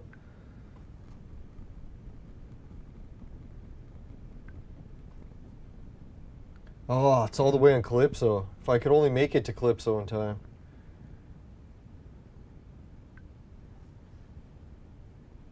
Alright, so what I'll do, between the T's was okay for a while, but I think what I'm going to do is stick with the Q. The very tip of the Q is actually where I've had my biggest success doing this. So I don't know why the Q provides, but it tends to. Now, sadly, I tried the tip of the Q when I did my ultimate blueprint crafting run, and I got an ultimate failure. So the Q doesn't always work, but it has worked for me sometimes. If YouTube censors are listening, not that Q. We're talking about the crafting Q.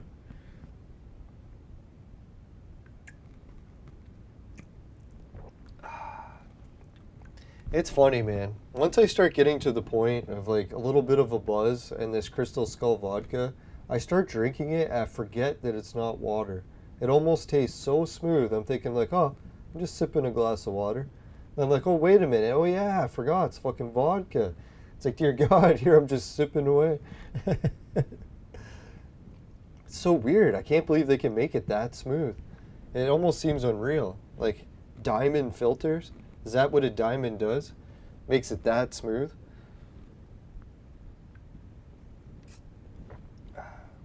Doesn't start that well. It starts really smooth, but man, it does get smoother the more you drink. Got to be careful with it. Although yet I have drank quite a bit of this each time, and never once have I really got much of a hangover. And I started with a headache this time. Drank it away.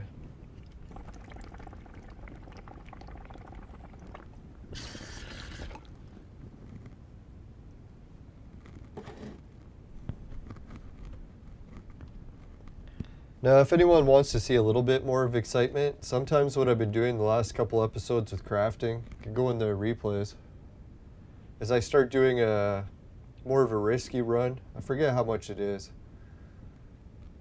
I think it's around I think around 10 bucks. Yeah, I think that's what I was doing, $10 runs. And then I was winning about, I don't know, 12 to 15 bucks each time.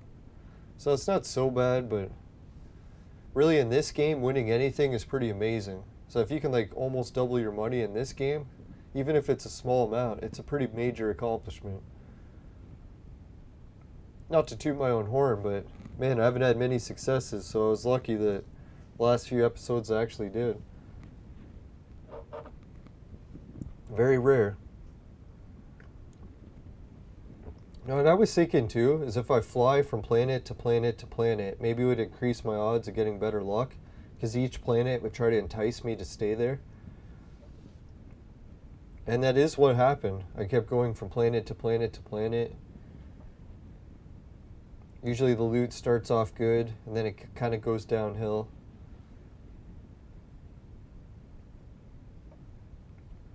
Yeah, I can see when I'm doing this blueprint, most of the clicks are going to be 20 if you're lucky. So when I did a full success and got a buck back, or a full dollar, or a Project Entropia dollar, then damn, it was pretty good. If I can get a few more failures in a row, I'll try a full click again.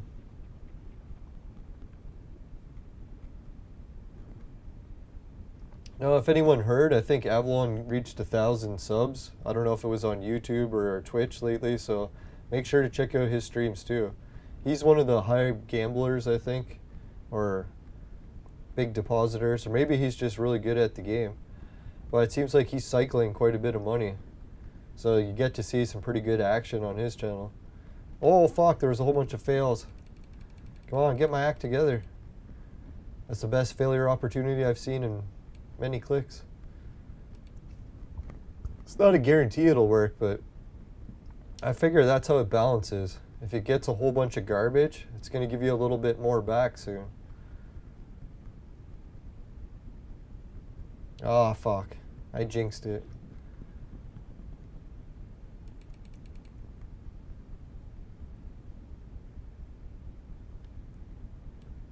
Let's try it between the T's. Not get too greedy for this.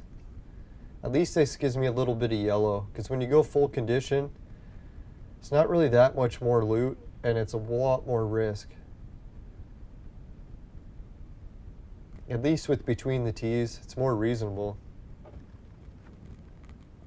Not really going all the way.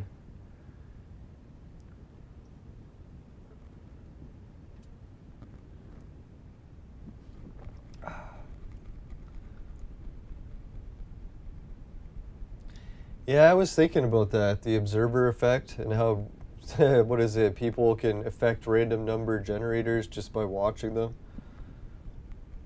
Now, I was thinking that too, the way the creator programs the universe, it is pretty fucked up like that. Like, I don't know, have you ever seen the Kenny and Spenny episode when he went to the casino to prove that? Like, there's this one wise tale in the casino, when someone's like on a bad luck streak, and they believe that they're gonna lose, everywhere they go in the casino, people around them win, but they lose because they're believing that they're going to lose. Sort of like affecting that random number generator. So that's what Kenny and Spenny did. I can't remember which one it was, Kenny or Spenny, but he went to the casino. Oh, we got a blueprint. Sub-warp drive. Fucking garbage. Now, I was hoping it was going to be a good blueprint at least. Oh well.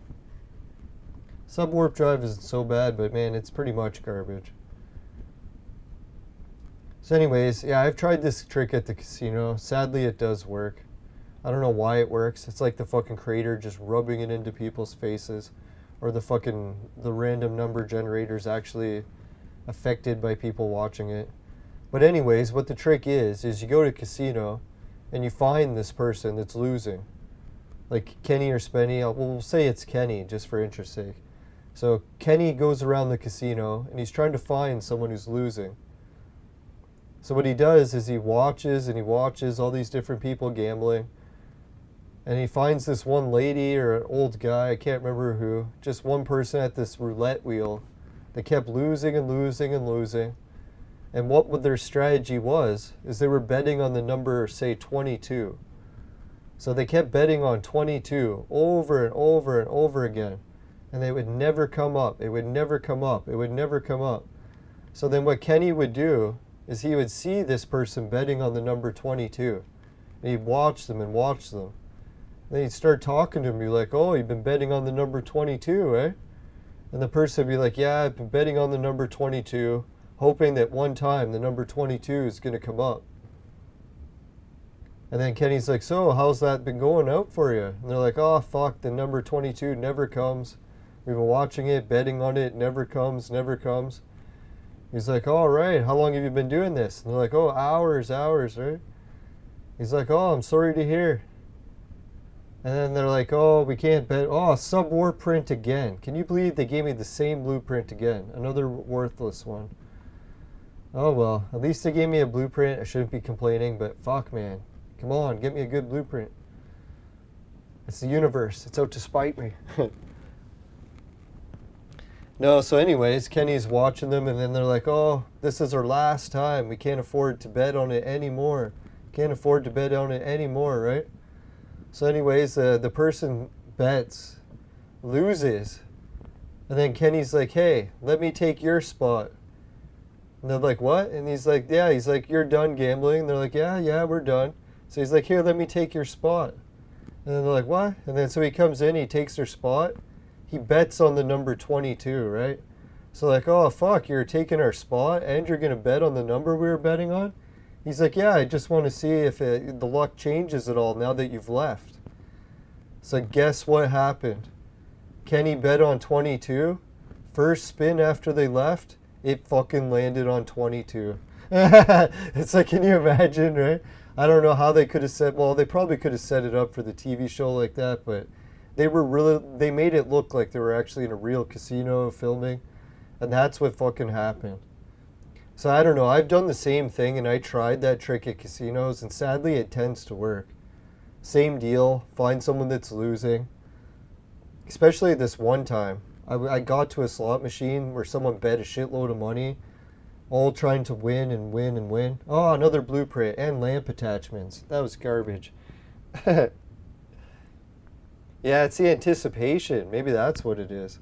If you're trying too hard to get it, that's when you never can, right? Sort of like attracting hot babes. If you're all thinking about trying to attract hot babes all the time, never works. But as soon as you let go and just be yourself, then that's when they flock to you. I've yet to discover this, but haven't put that theory to practice yet. Now, I can't remember my casino story. Yeah, I think it was when I was coming to a casino. I just got there and I accidentally put a max bet on a machine. And what happened was not only did I place the max bet, but the guy next to me was like, hey man, there was a guy sitting where you just sat down and he pumped tons of money and just lost over and over. And then what happened was I sat at that machine and I accidentally placed the max bet. You know, sometimes you get to a slot machine and you don't really check to see what bet amount it's set to because the previous person was playing it. Well, I thought it was at the minimum bet, hit the bet button, like next bet. Turned out it was on the max bet. So I was like, ah, fuck, it's on the max bet. Then I hit the jackpot. So I was like, holy fuck. Yeah, and then everyone else was like, oh, God, man, lucky that guy left before he saw you win, because he'd probably be so mad. I was like, oh, yeah. Oh, yeah, my brother, that's what happened, too. My brother at the casino. I'm like, my brother is pretty good at picking numbers, but he usually always doesn't bet on it when he picks it. And that's what he's telling me. So I'm like, okay, tell me when you're going to predict when the wheel will land on 00 or green, whatever it is. He's like, why? And I'm like, because whenever you're going to bet on it and decide not to, that's when I will. So he's like, what? And he's like, yeah, just pick a time when you're going to bet on the double green. And when you decide not to, that's when I'll do it. So he's like, whatever. So he's like, okay, like 12 times from now. So I'm like, what? And he's like, yeah, 12 times from now. That's when he thinks it's going to land on double green. But he won't bet on it. So I'm like, okay. So I counted it out 12 times.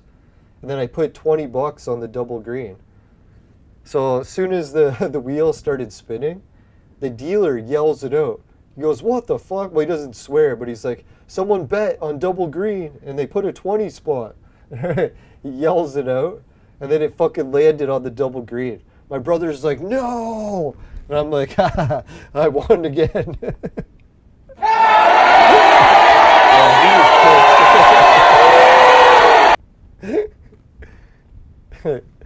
Now, I felt bad for rubbing it in, but I was like, I couldn't help it. I was like, man, I knew that that would happen.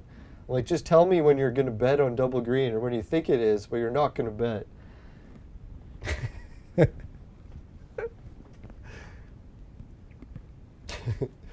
Yeah, so that's probably what it was. Maybe my brother affected the wheel so much that I just had to plan it so that I played off his affecting it.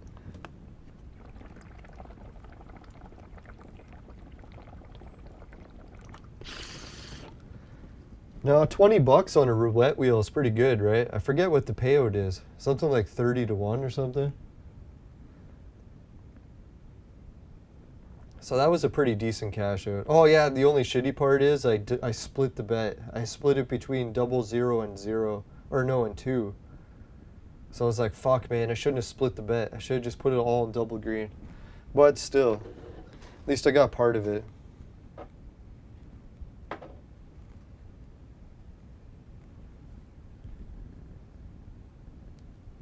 Yeah, has anyone seen that Rain Man movie about the casino?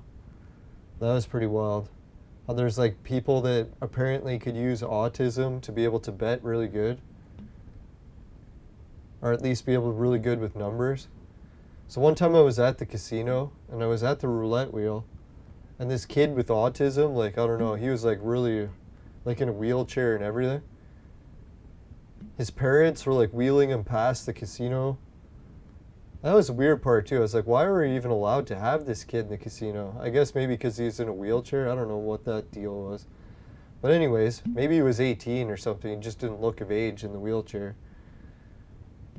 But anyways, he came by the roulette wheel while I was betting, and he touched the screen so that he put money on the table, like, for me. I was like, hey, man, don't touch my screen.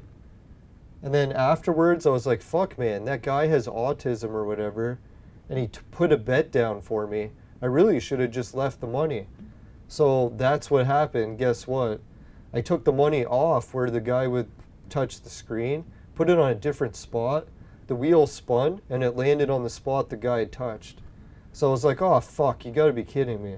If I would have just listened to that guy. Oh, I just won $1.73 in the game, too. That was pretty good timing.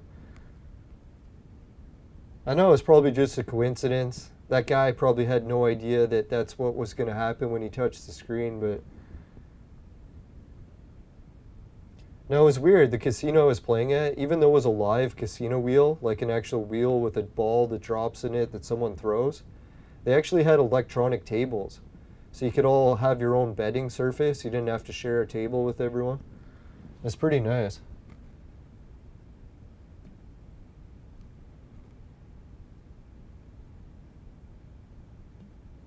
Oh, you got no pipe. You got to roll your smokes. Nah, I was actually hooked on tobacco for quite a few years. I quit smoking tobacco, I don't know, 2 years ago now. Now I just vaporize cannabis. And I'm lucky that I have a dry herb vaporizer that actually produces large clouds. I don't know if you've ever tried most vaporizers. They usually don't have the greatest cloud smoke if it's a dry herb.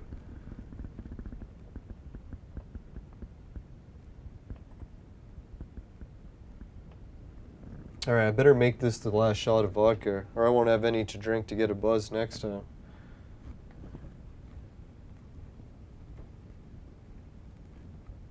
Alright, cheers everyone. Thanks for sticking through with the show. Maybe we'll get some big loots near the end. So, excuse me.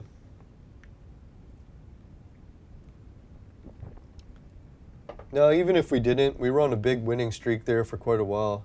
So we're very lucky in the long run. Oh, we just got another $1.92. That was pretty good. To be honest, I'm hoping for a global, but hey, I'll take a $1.92. That's still pretty good. Oh, I see the problem. I got a little bit too greedy. That's not actually touching the cue. I like to leave it right on the tip. There we go.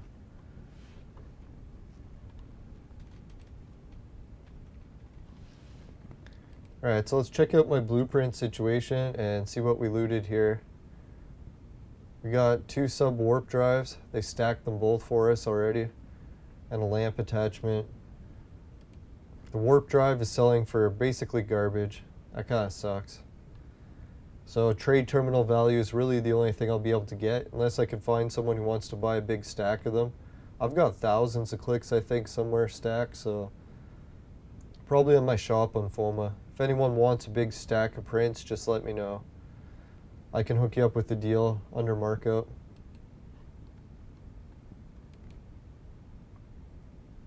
Holy A, I just got a 28 petter. And a fucking blueprint of a good vehicle. Holy fuck. Yes, yes, yes. Yes, yes, yes. That didn't even hit the global.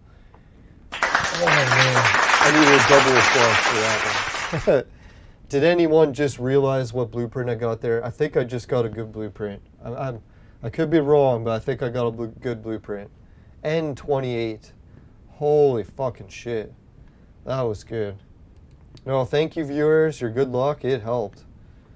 Like, I don't know. That's a hard print to loot, I'm pretty sure. The Kraka. I've only looted it once here before, and we got 24 clicks. Yes. Was worried it was going to be something like 9 clicks again or something.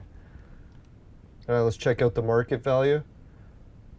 Oh, it's down to 5,000. But it's still pretty good. Well, it's actually closer to 6,000. So let's calculate what that is. It's not super good. I was still hoping it was around 10,000. Fuck, when did it drop so low? Someone must have sold a big stack of them and dropped the price. It used to be 10,000 just like a few weeks ago. Let's check that chart out.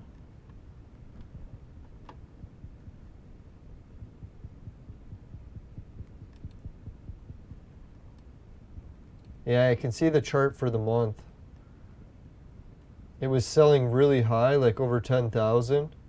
Then around March, someone let it drop well under 4. So someone fucked up and didn't put a reserve bid. Then it skyrocketed back up to over 8,000. Then someone screwed up again and they didn't put a reserve bid. And they got less than, well, they got around 5,000. Then people were smart, put reserve bids, got around 8,000. Boom. Then someone forgot to put a reserve bid and got less than 8,000.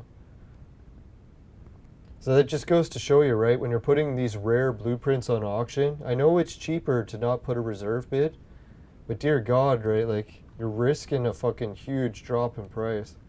Not to mention you'll drop the price for the print overall. Some people might actually think it's only worth 6,000 now. Now I can see it's closer to 8,000. I'm actually going to try to sell this for 10,000 because I got another one, I think, still. So I'll stack it with it. Yeah, we'll shut her down for the crafting run and see what we got. What was I going to check again? The crack. Oh yeah, how much loot we got. 37. Well, that's not so great. 19. It's a shame, I never really checked to see how much we started with. Oh yeah, that's what I was gonna do.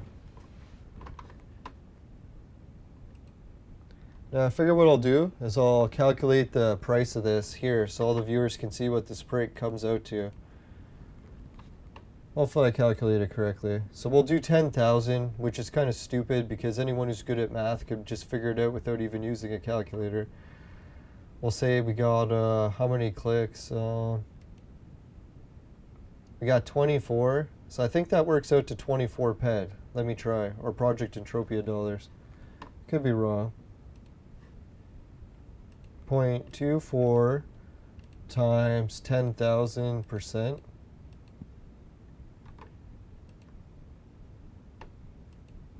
Yeah, works out to 24. So that wasn't so bad. I actually guessed that mathematically pretty good. So I don't know, that wasn't so bad. I got, let's calculate the total loot. So 24 plus,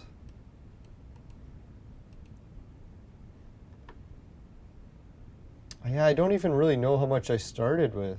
I think I only had about 30 Project Entropia dollars worth of Milyuka. So I really didn't use all my Arcane. So yeah, it's hard to judge. But I'd say I made a profit on this run, especially if you add the 64 to the extra 20, 24. So that'd be 88. And yeah, let's hope the Karaka print doesn't drop in value again. If anyone's watching the show, try to keep the sale price for it high. That'd be nice. Alright, if anyone was wondering how to loot one of those rare Karaka prints, I'm pretty sure this Sandrunner Fuel Cells print is the cheapest you can use to loot it. So if anyone's wondering, that's one of the ways to do it. I think there's another print that's close to the same price, but this one is the lowest. If I'm wrong, someone could correct me in the chat. I'd be glad to find out. Because, man, if I'm wrong, I got to start using a different print.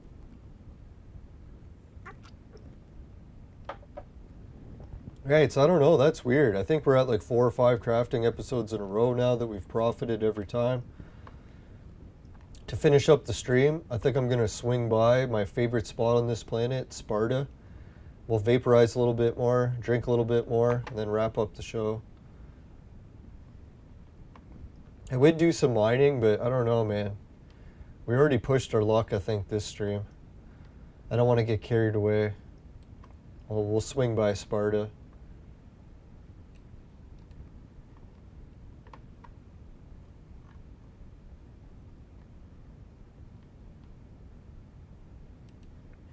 If anyone's wondering how to get to Sparta, you got to go to the cave first, Orpheus. The Orpheus cave. I don't know what kind of orifice we're going into, but it doesn't look good.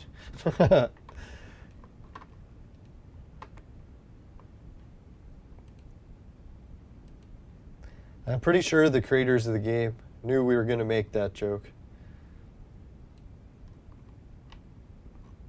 Alright, let's go to Sparta now, since we have partaken into the orifice. Now,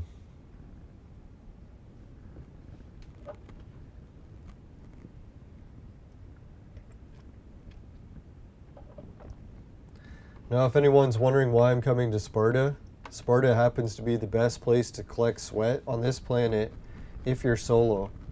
If you're got a team or whatever, it's better to go to that Crystal Peak place we started the show off. But if you're going solo, this is definitely the best place. And if you're going solo and you're weak, like you don't actually have a lot of health and you don't have rings, there's a place with level 1 creatures. But if you got like a little bit of health to spare, then you can just come up here and they got level 2s. So I figure I'm big enough or strong enough that I can make level 2s. But if anyone else needs, just run down this hill down here. I'll even go there to show you what it looks like. See if I find any minerals on the way. I like collecting minerals. I even do this on my trips up north in real life. Always look on the ground and I pick up any fool's gold I can find. I remember when I first went up north, I found fool's gold on the side of the road, on the ditch. But it was in a spot where no one ever walks. And I picked it up and I brought it home and I still have that piece. So I have the first piece of fool's gold I ever found. And the weirdest part is the fool's gold I found is near one of the best gold mines. Because they say that fool's gold and gold mines are actually very common to be next to each other. But the kind I found is the color of copper. I was like, that's weird, because normally fool's gold is actually the color of gold. So maybe I actually did find copper, but I doubt that. Now I have other samples of fool's gold that are actually the color of gold. So that's why I was like, what the fuck? What's with this weird one? Why is it not the right color? No, I found that copper fool's gold on the trip just before I almost got eaten by a bear. That Pepsi truck saved me. So I really should drink Pepsi. When you think about it, fucking company saved my life. I still don't drink them. Well, I drink them occasionally. Now what happened was I took a plane ride up to the middle of nowhere and I had a bright idea of walking from the airport all the way to town, which I didn't really realize was like a 20-kilometer walk. So it was basically going to take me all day to do it. But when I was doing the walk, within the first half hour, fucking Pepsi truck driver pulled over and told me I had to get in the truck. I was like, what the fuck, man? Like, normally when you're walking in the middle of nowhere and some random truck driver tells you to get in, you say, like, who are you? Show me your ID. Like, what the fuck, right? But instinctively, I just trusted the guy. So I'm like, all right, I'll get in the Pepsi truck. And then when I got in the Pepsi truck, he was explaining to me that I shouldn't be walking there. I was like, why? I don't understand. What are you talking about? Why shouldn't I be walking? And he's like, there's a fucking rogue bear attack on the radio. He's like, they're saying that the bear is within a few miles of here. They said, if you're out walking, there's a good chance it'll eat you. I was like, you gotta be joking. Like, bear attacks in Canada, especially in the region, it's like once every 80 years. So I was like, what are the odds? The first time I ever traveled to this area, that I was almost being killed by some random bear attack. So I didn't believe him. I kept joking with him, like, oh yeah, bear attack, sure, sure. And he kept saying, no, no, I'm serious. I'm like, no, man, I don't believe you. Anyways, he was a cool Pepsi truck driver. He asked if I wanted to come party with him. It was funny, too, because he was like a real popular guy in town, I guess, and everyone parties together in that place. So I had made really cool hookups within minutes arriving in town. Flew into town, almost got eaten by a bear, then got invited to a party. It's pretty good times up north. No, instead of going to the party, I said no, and then I went to the mall, and I happened to run into a friend from high school I hadn't seen in like almost a decade. So I was like, what the fuck? Weird coincidences. And he lived like in another town far away. He just heard I was going up north, so he came to the mall. Found him. No, thankfully they caught the black bear, and then they had to kill it. And the guy that the black bear tried to eat, he survived the attack too. They ripped his skull to pieces, but they were able to put him back together. Thankfully, some hikers found him. Wouldn't it be weird if you're getting eaten by a bear in the middle of nowhere, then all of a sudden some hikers show up and scare the bear away? I'd be like, dear God, what a miracle, right? He actually called the girls his angels. Yeah, it was weird. A full-grown man couldn't scare off the bear, but two girls showed up and they were able to scare him off, no problem. The bear knows a woman's fury, right?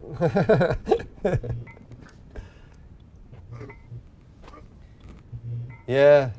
Oh, you got a swirly. Fuck, I missed it. Sorry, I wasn't watching, but I can check the global thing. Fuck, I should have had it going. Right, so Leon Plurd. Do you have the same name, or is it a different name in the game?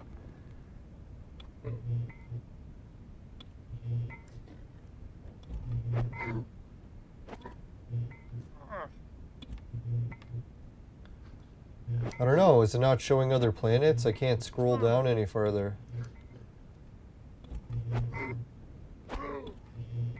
Now, I was hoping I could get some gear for streaming on Next Island, but sadly, the most viewers I ever get is usually about 80 per episode, and they said you need 100 for YouTube episodes. I would switch over to Twitch, but I already used Twitch before, and I didn't like it very much, so I kind of already switched. And I guess technically I could write some lore and try to win the armor that way. Now, I was hoping some people would nominate me, because people can get nominated. So if anyone wants to help nominate me for streaming, I think that's the only way I qualify, because I don't actually reach the amount of viewers. Now, the closest I got was someone else took a clip of my show, put it into their show, and that got over 1 million views. So that helped me get quite a few subscribers. But I don't think that counts. I actually submitted it to the form for winning the armor just in case, because I figure I should submit it in case it counts. If it doesn't count, what's the worst that can happen? I'll be like, oh fuck, I tried to submit it, it didn't count, so who gives a shit? Yeah, so these are the level 1 creatures that you can sweat really, but these don't have 300 health.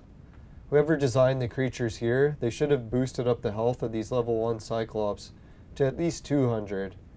If it was 200, it would be a lot more reasonable. Like, if it was 200, I would just sweat here non-stop. I would never leave.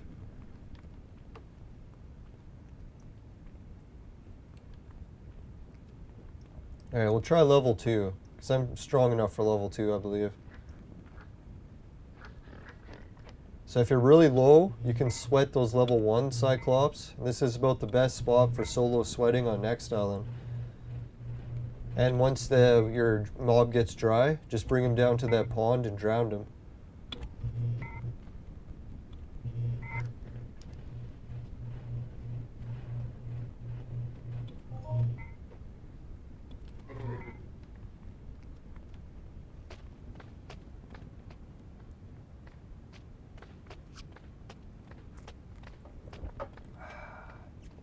Alright, I think I'm going to sip the last of this vodka.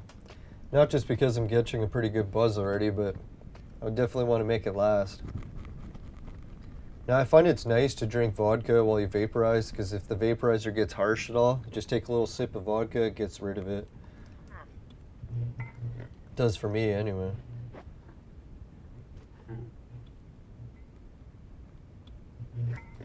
Inu Membertu. So is that your name? Team Patrick. I don't get it. Maybe it's because you're on a different planet that it's not showing. I always thought it showed different planets though.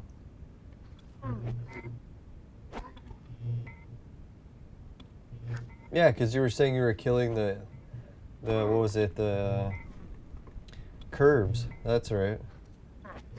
Stalker. Yeah, I don't see any curbs here, so they must not be showing globals for the whole planet. Or for the whole universe, I mean. That kind of sucks. It'll probably just be Hall of Fames. You'll have to get a Hall of Fame, and then it'll show it.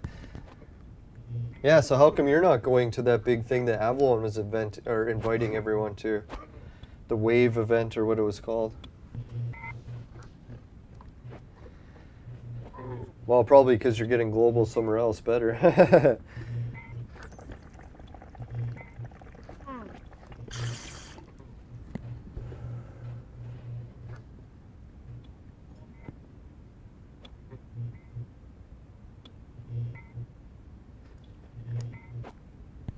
Ah, 12 ped. That's still really good for a curb. Yeah, but I guess for a global, it's not really top of the list.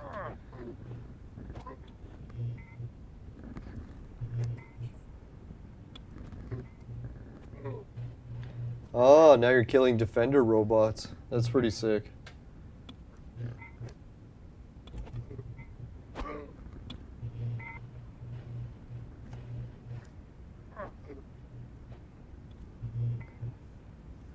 Ah, the Codex. Yeah, I haven't tried anything in the Codex yet, but I read about it. It sounds pretty good.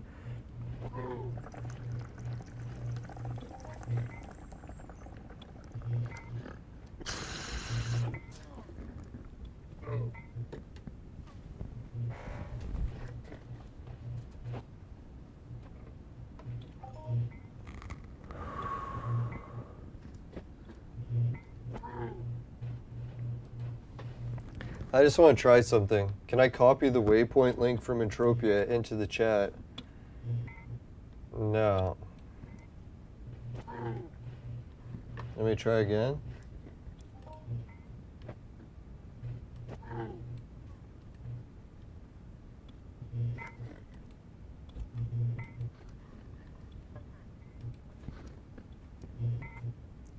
Fuck, it doesn't work, eh?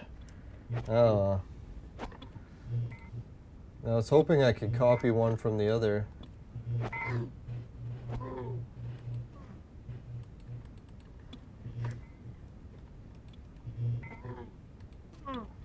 Fuck, man, still didn't work. What the hell's wrong with it?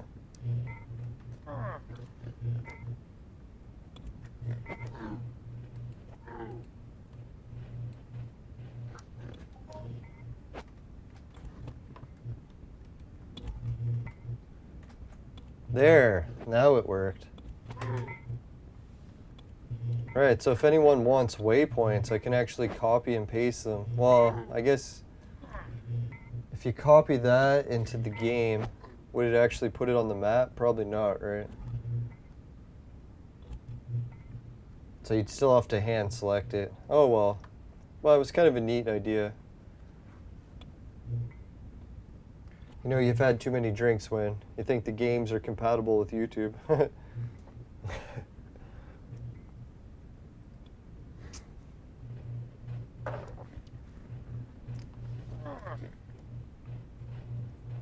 Yeah, so my crafting little adventure wasn't too bad. If you're getting globals around 29. What was my loot? I think it was around that. 20 something. That was pretty sweet. Very fortunate today. No, thanks again for everyone tuning in. Let's check who was all here today. Holy shit, yeah, we got quite a few viewers. Yeah, we got Ills Graphics. And we got Jade F.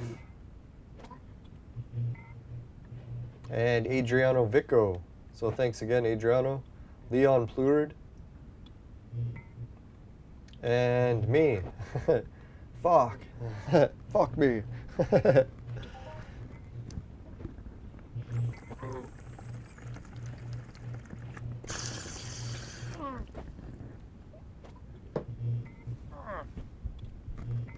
Yeah, so today's episode we mixed it up a bit. Started off with a big group of people sweating. Switched off to some solo crafting once the team all broke up.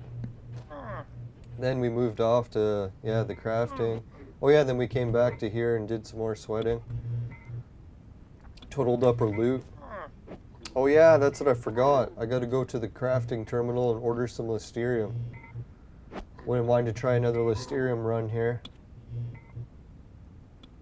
I probably really should fly back to Clip or Rocktropia. I gotta put a whole bunch of items for sale there.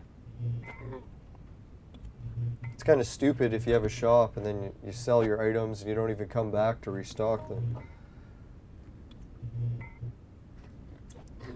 That's the one thing, once you become a shop owner in the game, you really gotta fly around a lot. Because now you're flying from one planet to the next to go to all your shops, always restocking. Now if anyone wonders why I put my prices a little bit high, A, I like to have room for haggle room. So if people lower their price, say, hey, can you cut me a deal and just sell it in cash, then I can actually do that. And I also do it so it makes it afford if I have to fly back to restock. Because I really don't want to be selling all my items so cheap that when I have to come back to restock them, I didn't even really cover the fuel to fly back.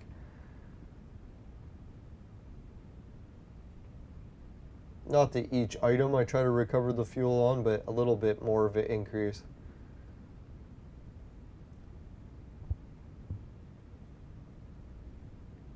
Yeah, so if you ever swing by my FOMA shop and you see a whole bunch of blueprints you like, but they're out of your price range, just shoot me a price. 9 times out of 10, I should be able to meet you at least halfway.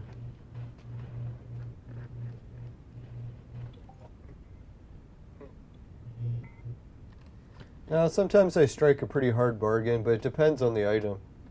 If it's an item that's not very rare for me to get, then I don't mind selling it for cheaper. But if it's an item that it's almost impossible for me to get, like these Cracker prints, these ones are really hard to get.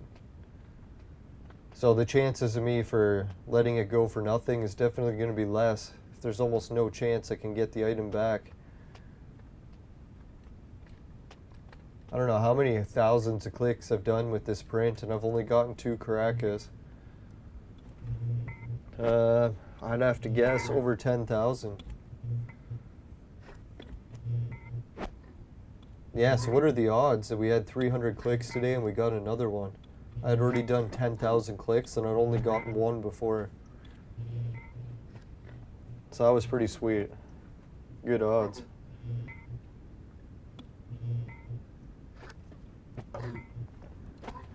Alright, I'm supposed to do some mining, so I'll do a little bit of mining while we're here. If anyone wants to see a bit of mining action. Now for the probe finder I like to use, This one's a level 2 tier rookie Terramaster. It uses 1 probe per drop. So if anyone's looking for a 1 probe per drop finder, and it's funny too, because with these 2 slots that I unlocked for the tiers, you can add enhancers for depth. And the depth enhancers will take it to the same depth as a probe that takes 10 probes per drop. So it's pretty wild, but enhancers definitely aren't cheap either. I don't even know what enhancers go for these days. I haven't bought some in years. Lately I've just been using it naked. Just on its own without any tier ads.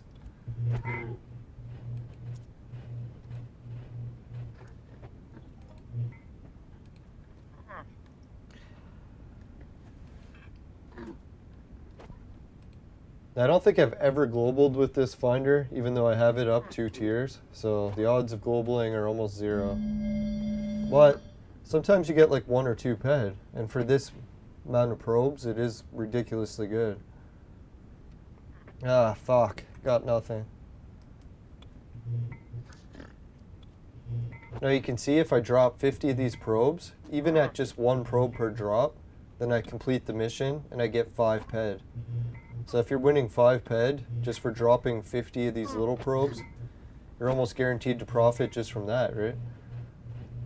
And then if you get any of the other materials while you're dropping 50, then that's just a bonus on top of the 5. That's why I think so many people are here on Next Island. Unless the blueprint price dropped. Probably too many people have been doing this and dropped the price down, so I don't know, they were nice blueprints though, so I think they might maintain a good price for a while, even if a lot of people get them. Oh, you got another swirly, congrats. Number 3? Holy shit, 10. Alright, so I definitely got to join your team and start doing some sweating with you at Boring Ass. Or Bory Ass. It's not so boring if you're getting globals, right? We'll hang out at Boring Ass together.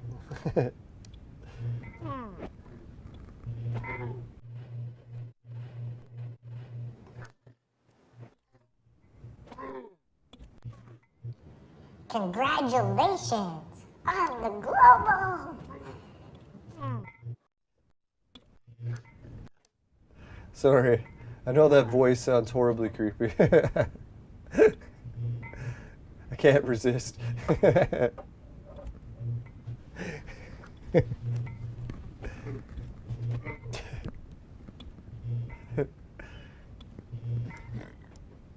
Yeah, let's do the sponsor message.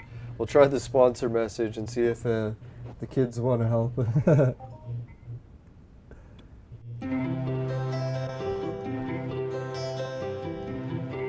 Today's show was brought to you by Crack. It'll fuck you up. Woo!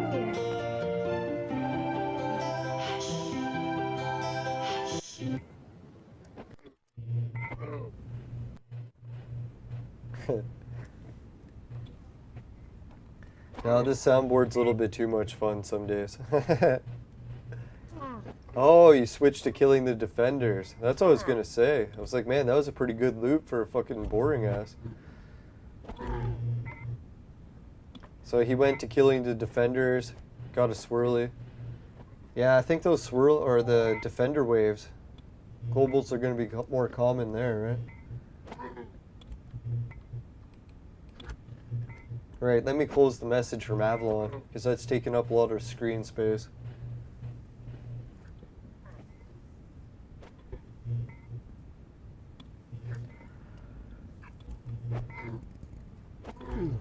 Now, if anyone's wondering what stream board I'm using, the Mono board.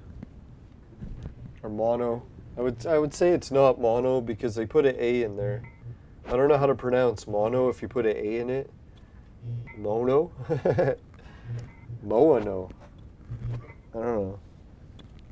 I don't know Moano.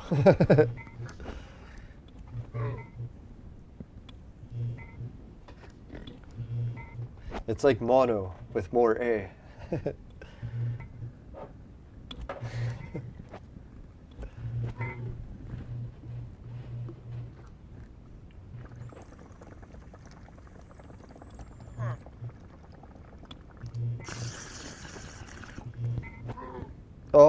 got another dry creature.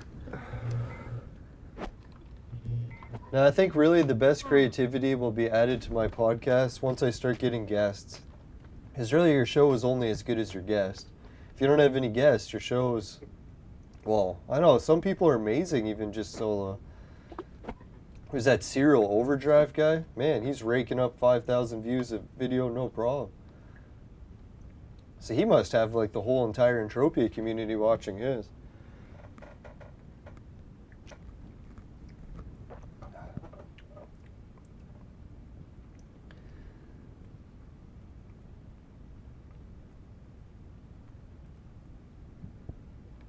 Oh yeah, I was also going to try looting, or yeah, crafting some strongbox keys. So that's why I had to fly back to Rocktropia also. So I won't get carried away ordering materials here. At the end of this episode, yeah, we'll do one more Cyclops and then we'll get ready to holy fuck, 2.5 hours, dear God. Man, streaming gets carried away so quick. Ah, fuck. I could have swore I was aiming at that guy. It switches and aims at the other.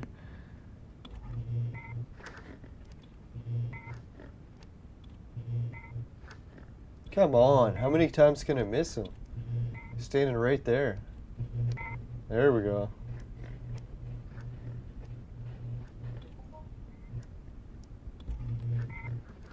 I better go over here. Looks like he's stuck. Oh, come on. Can't still be stuck. Fucking prick.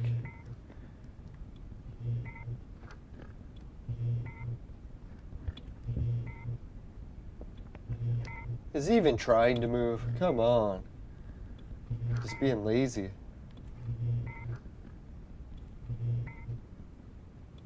There. Now he took a step. There you go, you genius. It's amazing if you try moving how much better it works. It's like, man, if you move your legs, you're not stuck.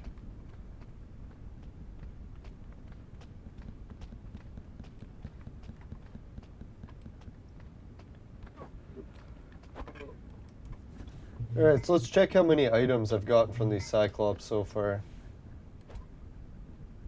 Only 100? Look how many I had to sweat to get 100. That's crazy. That's why I like solo sweating on Rocktropia. Getting 300 from one mob, that's fucking sick, right? Then I don't have to keep getting new mobs over and over and over again.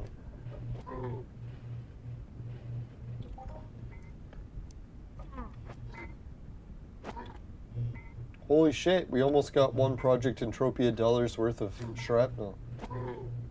37 of metal residue, 20 of sand runner fuel cells.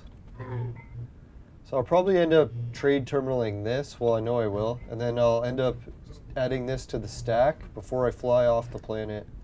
So that's what we'll do. We'll finish up this Cyclops, we'll go to the trade terminal up some items, put some other ones on auction, and then get ready to fly to Calypso, and then we'll finish up the stream in space. Can't believe how long today's episode was. It's amazing, Entropia. It's so much fun for me to play it. It's like I could spend the whole day playing. And not even spend any, well, a lot of crafting there, so I was spending a little bit of money, but a lot of the stuff was free. It wasn't all money spending. That big sweat team at the beginning, that was a lot of fun.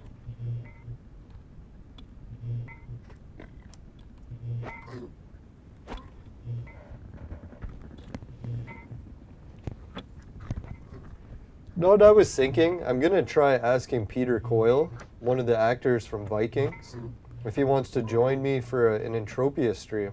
So that Entropia players who watch my podcast can get a chance to hear a guest like Peter Coyle. And obviously he's not like one of the top-notch like stars of the show or whatever. But depending if you like background or extras, and I think he even had a few scenes where he's like actually in the front scenes. So yeah, if you want to hear from anyone who's actually been on the show Vikings, it's pretty exciting. Yeah, some of the stories he told me last podcast, they were really good. And he had some images he shared from what it was like to take pictures with the cast. He got to go to the work parties and stuff. Yes, if you want to hear what the work parties were like at the working for the show Vikings. Yeah, and who knows, maybe we can even get viewer questions. So once I have a guest like that on the show, if anyone wants to talk to one of the actors from Vikings, just call me up on Skype and we can set up a group call. I'll try to get other celebrities and other just regular people on the show too. I actually kind of prefer the shows with regular people in a way, because most people always get celebrities on, so there's nothing really too special about that. If you get just average people on from everyday activities, and those are the harder guests to book.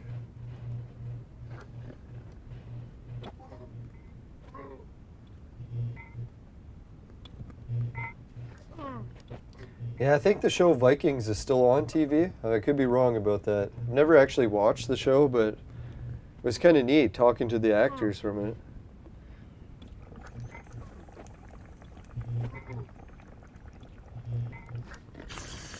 No, people are telling me that I should watch Vikings before getting them on the show.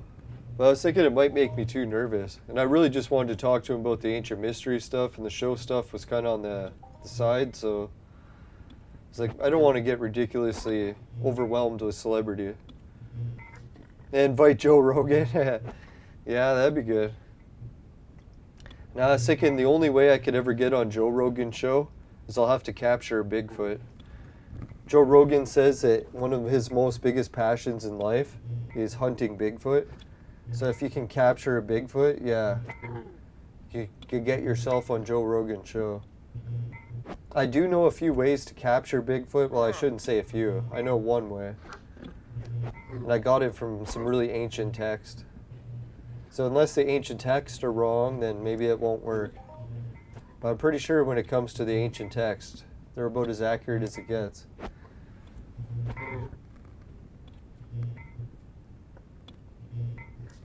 I don't know if our world would be ready for that, though. Could we really handle solving Bigfoot? I think the mystery is better left unsolved. Let future generations continue to search. Searching is half the fun. Now, who is it? There was another big celebrity that got off into the Bigfoot research. Les Stroud, Survivor Man. You think because he goes way out to the woods all the time, if he was into Bigfoot, probably comes with the occupation, right? Now, I've gone on really remote survival adventures on the top of mountains. And I even recorded one. It's on my YouTube channel. It's called Alone on a Mountain, I think, if you want to search that. I didn't encounter any Bigfoots, but I definitely had some weird encounters of some kind. Now when I think about it, it really could have been any animal. Because when I was camping in an area that has lynx, bears, moose, wolves, beavers, lots of other things. So I was thinking, dear God, when I was camping alone there, it could have been anything. What I did is I set up one of those trail cam alarms. So when anything walked past where I was sleeping, it would set off an alarm. And the alarm went off a few times when I was camping alone on the mountain. And then later I found out there were some brutal sacrifice murders that occurred on the mountain. But I didn't know about that until after I was camping. Alone. No, the brutal murders were part of like some sacrifice ritual. And they got some offering table there that dates back like thousands of years. So it's a pretty fucked up place, but... Well, yeah, and then when I woke up the next day, like every time I heard the motion alarm go off, I was basically camping alone on a mountain. So I was like, oh fuck, man, if the trail alarm's going off, who the hell is up here on the mountain with me? Because there's no one there, right? So what I did, every time it went off, I would just yell. I'm like, who's there? And then no one would answer, so I'd just go back to bed. Because I was like, fuck it might have just gone off from like a branch falling or something, right? So that's how I hoped, like every time the motion detector went off when you're camping alone on a mountain, you're like, You kind of just hope that it's like just a branch or the wind. Or hopefully just a rodent, maybe like a raccoon running around or something. Pray to God. No, I decided to camp on the mountain because I figured the odds of getting stepped on by a moose should be lower if you camp on top of the mountain. Because I don't think the moose climbed to the top of the mountain. I could be wrong about that. So maybe my whole strategy was flawed right from the start.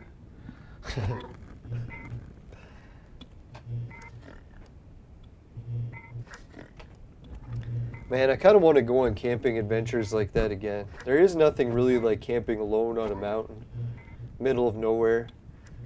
Good half-hour drive from civilization. No one can hear you scream. And that was the weird thing too, when I was camping up there, I could hear gunshots going off the whole night. So I was like, who's shooting? It's like, are they hunting? People hunt at night, I guess.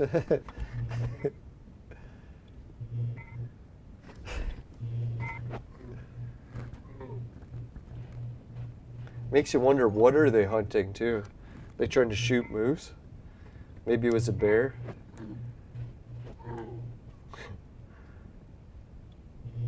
Oh yeah, the weird encounter too, that wasn't just the trail cameras.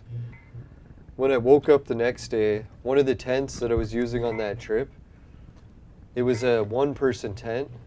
And what I mean by one person, I really should be saying half a person. Because this tent is only big enough for you to lay in, and it's not big enough to move. Like, it's literally like a coffin. And the reason they design it like that is for hikers, like backcountry. So then when I fold my tent up, it's literally like the size of I'd say about a 175 milliliter bottle of pop. Like basically the size of this. So that's how big my tent will be after it's rolled up. But it's great for camping trips. So anyways, when I was laying in this tent, and then I woke up the next day, guess what was the weird part? I was facing the opposite direction in the tent. So it was like at some point in the night, I had to wake up, get out of the tent, turn around, face the other direction, go back into the tent, and then lay down and seal it back up, and forgot that I did it. So that was the one thing that freaked me out a bit. Because I was thinking, if I woke up that much to like get up, and I was saying maybe I just woke up and went to the washroom and forgot. That's hopefully all it was. But I'm one of those people where if I wake up to go to the washroom, I usually remember doing it. Especially on a weird camping trip on top of a mountain. Pretty sure if I woke up in the middle of the night there, it would have been a huge ordeal because I would have had to take apart the giant fort I built. If people are wondering if I just camped without any protection, I had a tent and I built like a rudimentary fort out of branches. What I did is I was like, oh, I can't really stop animals from attacking me while I sleep in this tent. But what I can do is build like a rudimentary structure out of branches. And if the animals try to get through the branches to get to the tent, that will at least wake me up enough that I can like say, hey, try to scare the animals away before they get all the way to the tent. Unless it's a moose. If a moose gets to your tent, or even a rudimentary shelter, it'll just crush it in one step. So you always hope it's not a moose. Even a bear isn't as bad as a moose. And moose are really territorial, so if they see that you're big, they might try to like kill you by stepping on you. Getting stepped on by a moose is not fun. Most people can't survive more than one step. Oh, multiple steps. I shouldn't laugh. It's going to happen to me one of these days. For every laugh I make, I'm getting a moose step. Yeah, I have had some weird alien abduction stuff. I wouldn't call it alien abduction, but some weird type of abductions. I don't know if anyone likes abduction stories. I could tell another one.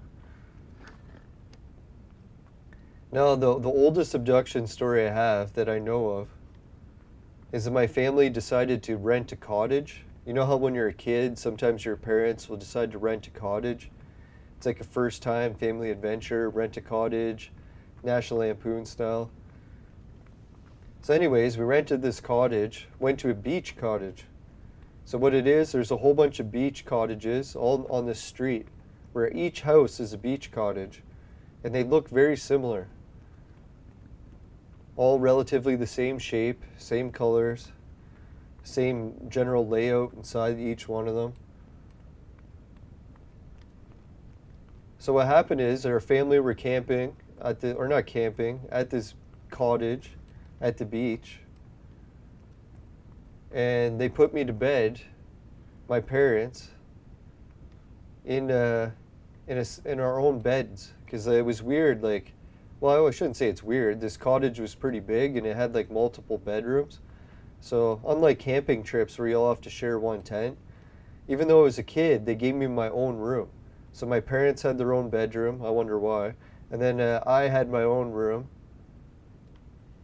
So I was like, wow, that's pretty cool, because when I was a kid, I remember like this is one of the first times I ever had a new room where this wasn't like my regular bedroom.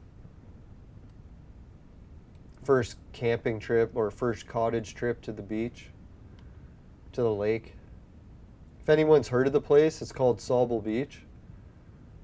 And now that I think of it, there are a lot of ancient legends about that place.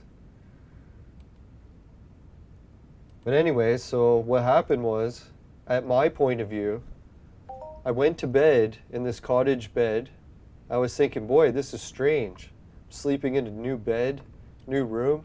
Never been in this place before. And then I woke up and it was morning. So it was like there was like a sun coming in through the blinds. And then the first feeling I had when I woke up was like a terror, like a horrible feeling of panic. And I was like, oh fuck, I woke up and I'm not in my bedroom. And then on the back of my head, all of a sudden I remembered. I was like, oh yeah, it's my first ever camping trip to the lake. And the reason the room looks different is because we went on a camping trip and I'm not sleeping in my regular bedroom for first time ever, right? So I'm like, wow, that's pretty cool. So I don't have to panic. So what I do is I just lay back down in the bed, because what I had done is I sat up and panicked. Like I sat up in my bed and I was like, oh fuck, we're not in the same room, what the hell's going on?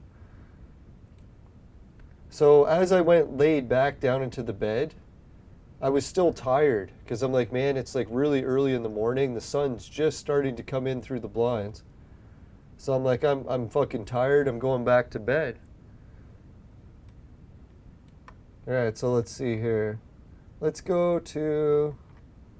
Am I on ancient Greece still? That's the problem.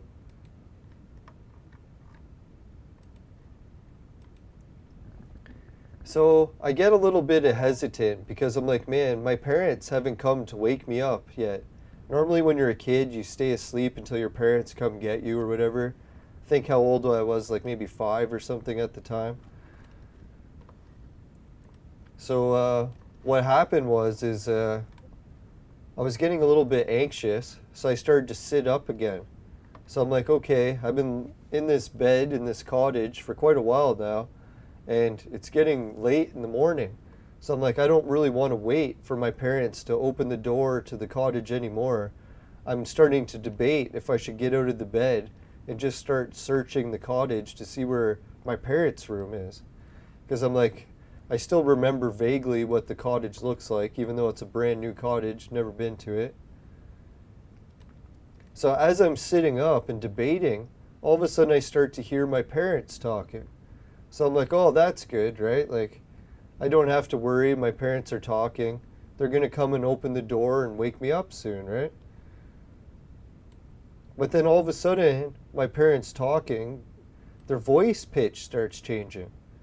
And my dad's no longer just talking calmly, but he's starting to yell. I'm like, what the fuck? Why is my dad yelling? Why is he getting so mad? And then who was it? Crystal Peak. Yeah, let's go to Crystal Peak. I better go there to use the storage first. So I'm like, what the fuck, man? Why is my dad yelling so much? I didn't swear because I was a kid.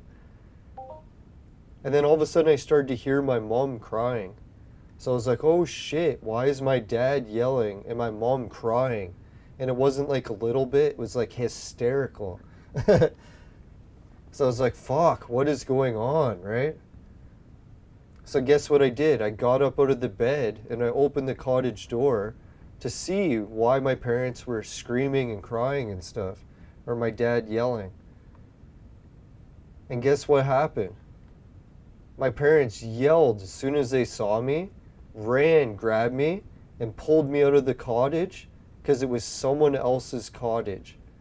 Can you imagine that, eh? So I was like, what the fuck? I ended up asking my parents what had happened later.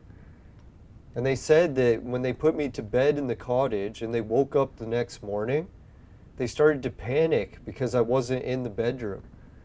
So they thought I woke up and went to the lake or to the beach. So they ran up and down the beach for hours trying to find me.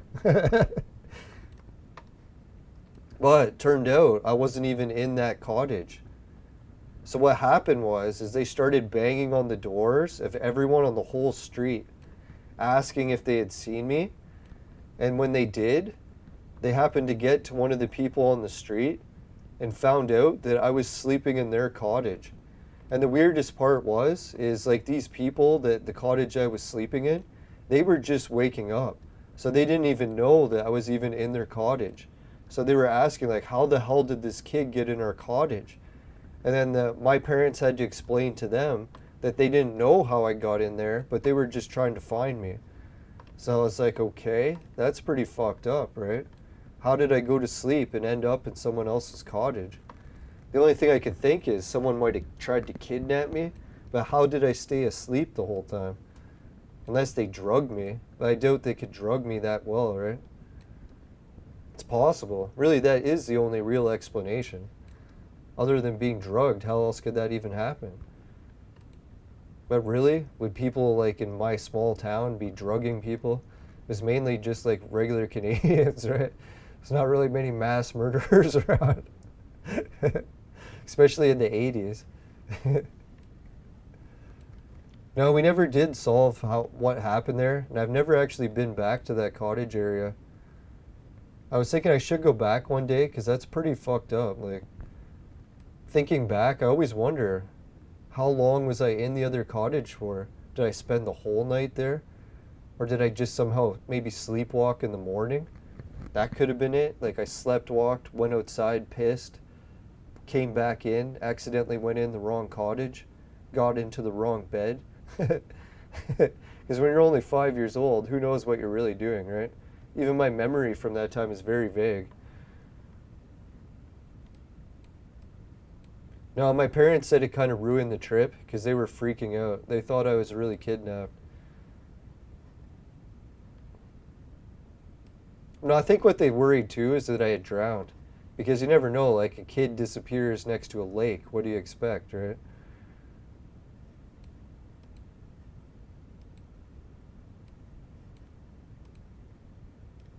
Alright, so I'm going to have to trade terminal some items. God, I'm catching such a good buzz. I'm not even going to be able to keep track of what I'm trade terminaling here. Better be careful. I didn't drink that much. Should be okay. Wait, no, so I'm moving them the wrong direction. This needs to go there.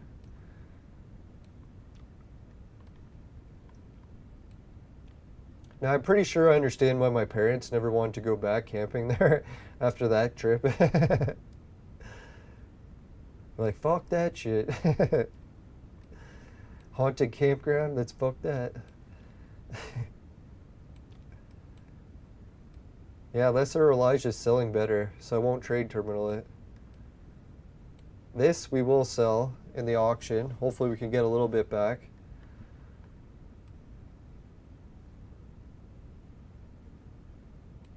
Now, if anyone else has a pretty cool abduction stories, just let me know. I'd always like to hear them on the show, too. People want to tell them. Just try not to tell fake ones. I don't know, usually I can tell fake ones. Or I shouldn't say, I probably can't tell, but I don't know, for me it's hard to fake it, because usually I always end up getting emotional. Fucking sucks.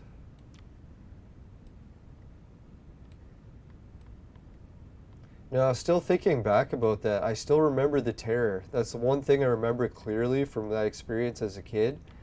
Waking up and then feeling the terror of not knowing where I had woken up.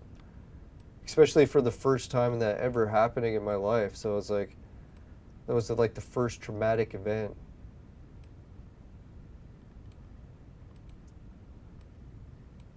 And it was weird too, because the only traumatic part for me was hearing my mom and parents freak out. Like really the whole cottage part, I didn't have a scratch on me. There wasn't really any evidence that I had been harmed in any way. No sign of struggle. Like I was still a pretty big kid even at 5, so if someone tried to abduct me, there'd definitely be a few punches and kicks. Nah, I would definitely break my hand. That's what I was thinking. If I had to fight someone. You would definitely notice because you'd be like, fuck, my hands are broken. Right, so do we got any more of that? I think that's all we need to trade terminal, all we need to sell. Then we'll be off to space. I'm gonna pack another bowl for space. Oh fuck, 3-hour show, 3-hour show. Dear God, I gotta stop doing 3-hour episodes of Entropia. People are bitching when I was doing an hour. Like, it's too long. It's like, long? You haven't seen nothing yet.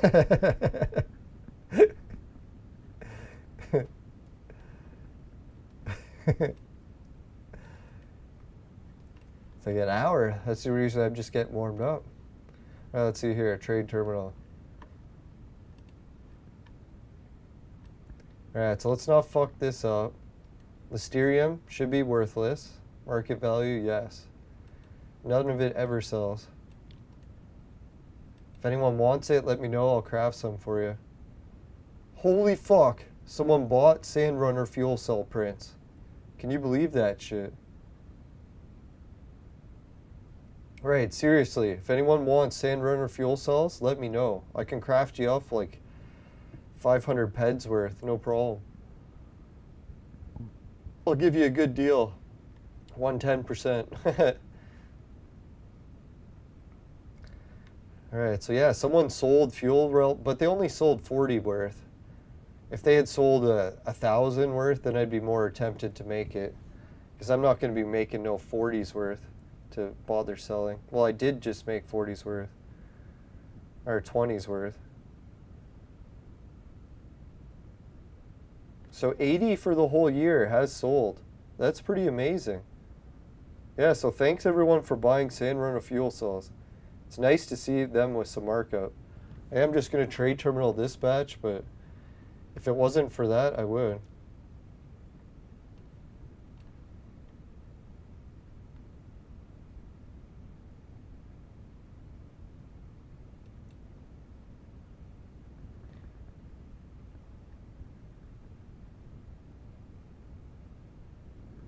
Yeah, Les Stroud does have some good videos. You know, I actually went up and explored some of the areas that he went camping alone, too. The ones in Ontario. Just to see what it was like. It was pretty wild adventures. Like the one mountain I was camping on, I ran out of water supplies. So I was like, fuck man, I'm literally going to have to boil my water to have anything to drink. So I tried boiling it and it worked great. The only problem is I poured it into a plastic container while it was still boiling hot, and it started tasting like plastic. I was like, fuck man, I shouldn't have done that. I should have cooled it first and then poured it in the plastic jug. Probably ended up drinking a whole bunch of plastic residue.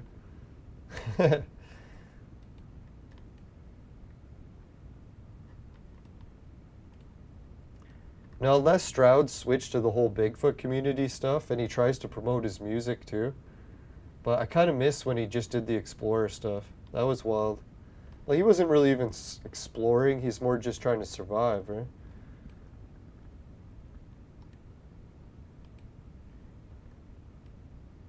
I always found some of his survival stories kind of funny. Like when he's building a fire, and he wants to keep the ashes or the fire alive a long time. Some days he was saying that if you could get it to stay alive like a day or two, it was really good. And I used to laugh at that because, man, when we were kids, or even recently, we have bonfires so big that when we come back in a week, the coals are still burning, even after a few rainstorms. So like, what the fuck, man? Les, you can get these fires to burn longer than a week. You don't even have to keep adding wood. It'll just keep the coals smoldering and smoldering. You just have to dig deeper and deeper, and then you get to these coals that have been still smoldering. It's amazing how well coals smolder. Especially if you have a gigantic fire. Maybe the problem was a lot of his survival fires were small, and that's why he was having trouble keeping it going. If I was having a survival fire, it'd be like a fucking gigantic fire. Big enough for like planes to see the smoke for miles.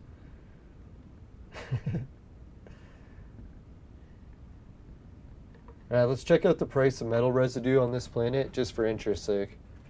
I won't let it influence me too much. Oh, people don't even have any. Alright, so I could really crank the price. Alright, so we'll put it at 105, we'll say, even though that seems ridiculously high.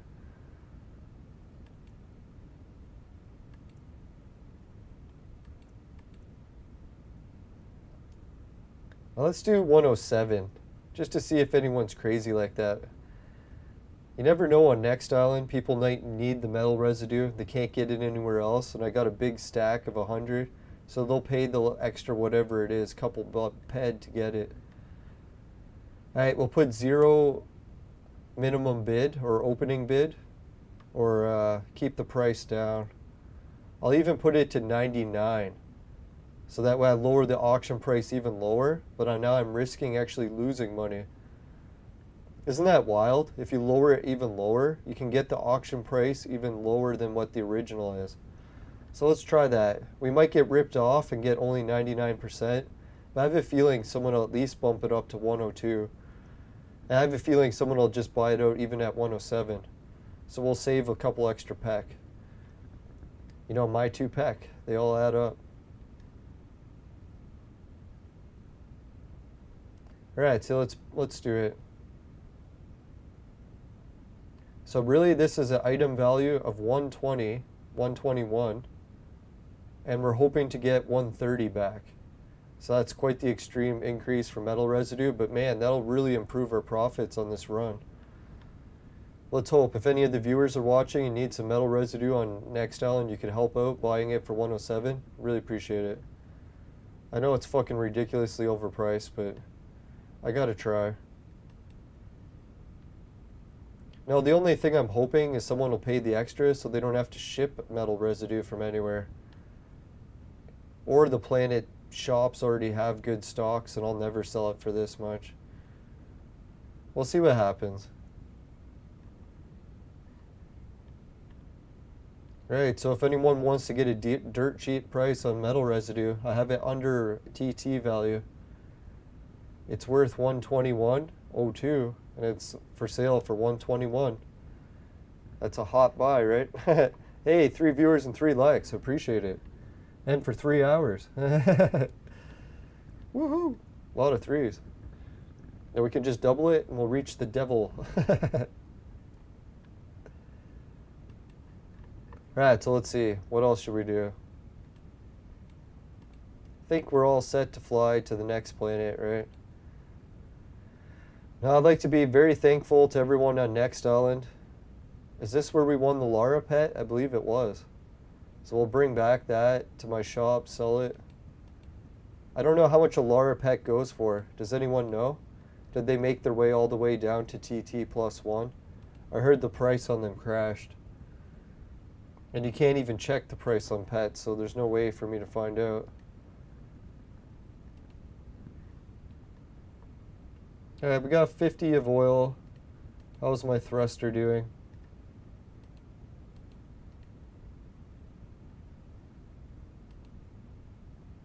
Oh, there it is. Space thruster is 4, so we're good to go. Alright, we can fly to a new planet, and we're going to shut down the stream pretty soon. Don't worry, guys. I won't keep it going much longer. Or ladies, if any are watching. Now, I'm always surprised that so many women are still tuning in to watch my video game content. Oh, fuck. I fell off the bridge. So I get distracted by the babes.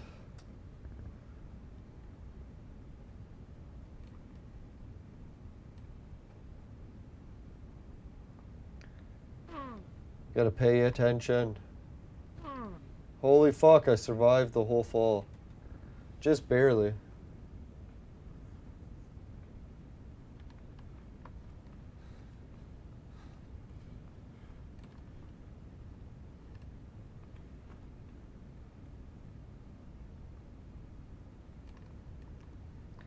Alright, Crystal Peak, elevator. We gotta go back up. Oh, no, we don't. I can fly my ship from here. What am I thinking? That actually worked out better. I needed to get down here.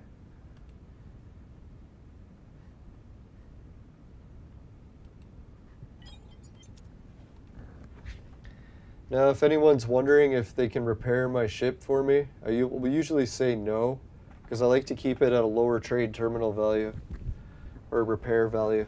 So that way if it gets blown up by pirates, it doesn't destroy the ship as much. You know how pirates shoot you and it destroys the trade terminal value of your vehicles? So there's only so much, you can repair structural damage, but TT damage you can't repair. So that's why I like to make sure that when I do lose TT value, it's not as much. It's a bit of a cheeseball way to do it, but it works.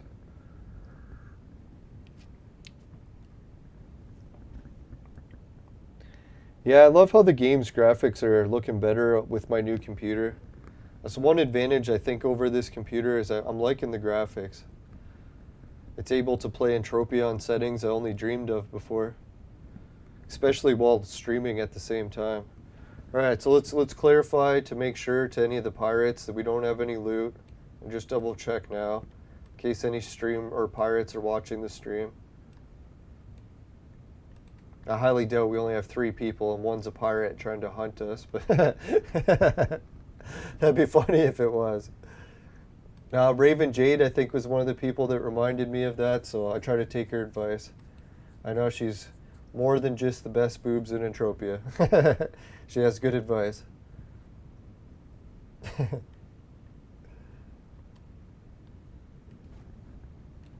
Sometimes the best boobs is a bit of a distraction.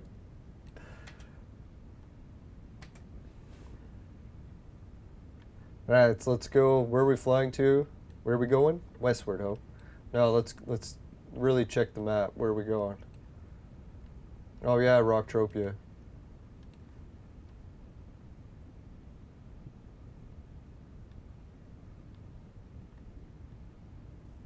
Oh fuck, I'm getting hit. Who hit me? Was it just that hit asteroids or something? God, someone's shooting me already. You sons of... I'll get you. I'll get you.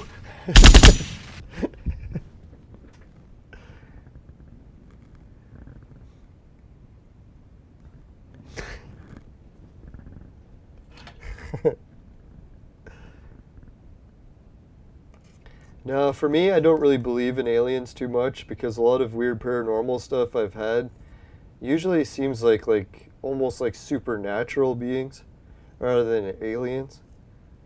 Sort of like they almost like godlike creatures rather than like just aliens flying around in spaceships. So that's why I'm always a little bit skeptical of alien stories, but you know, a lot of the ancient texts we hear, they always talk about the ancient immortals and the gods. So I wonder if we've confused them with aliens.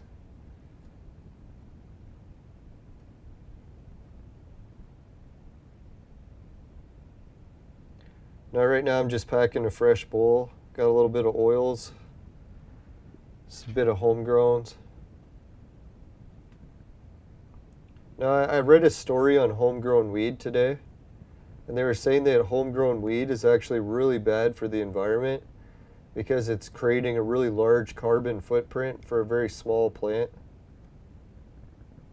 Like in hindsight, growing it in your house. If you grew it outside, it would be way bigger of a plant. It's not really the plant's fault that it's growing inside.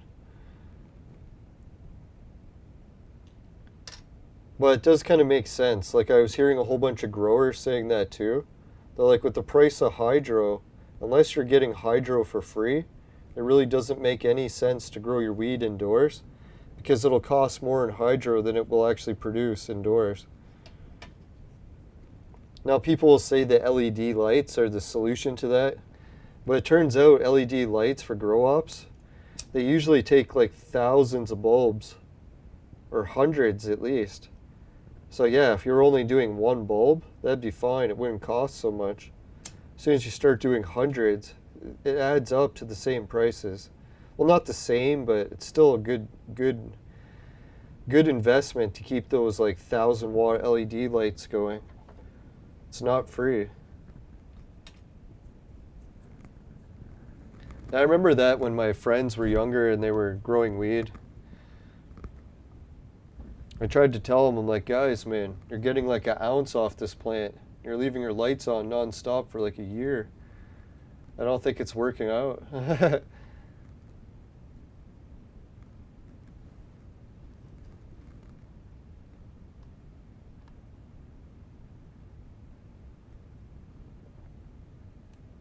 Now in Canada, we're allowed to grow 4 plants, so I feel very fortunate. The only downside was losing all our human rights, but seems like a reasonable trade. Allowed to grow 4 plants. No longer have the right to work or gather or travel or return to your home country. Or to be seen as equal.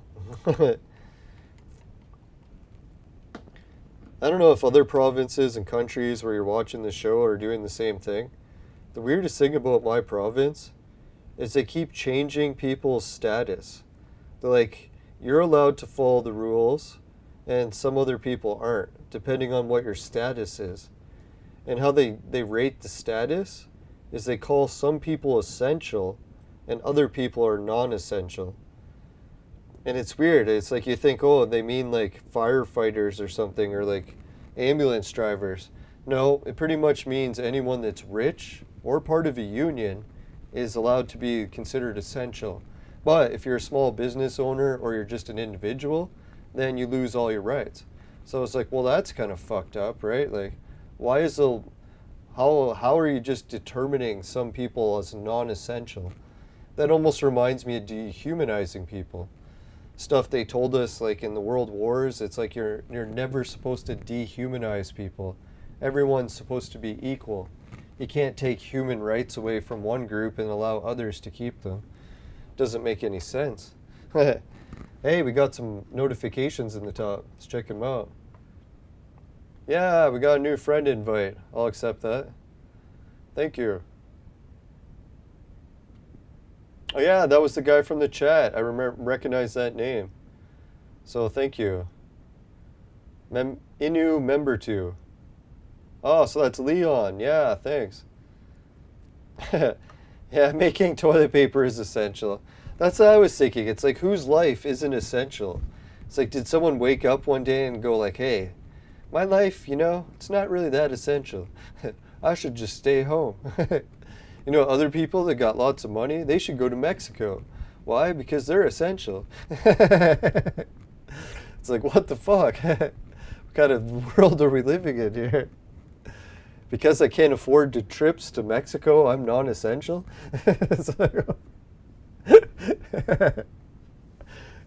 Fuck, if only I saved up for that trip to Mexico.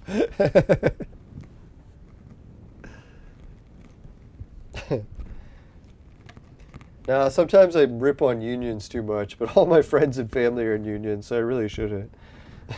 It's like, you bastards.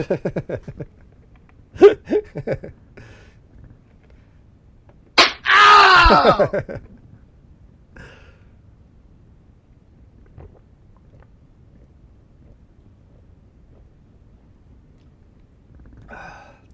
Oh yeah, that hits the spot. It's like, you ever like not drink enough get hammered, and then start to get dehydrated. Go to drink, and you're like, oh yeah, now I can drink. Start guzzling back the liquids, no problem.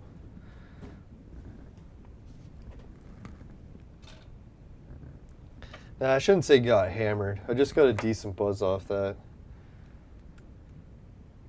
And it's been a few hours, so it's starting to wear off a fair bit now.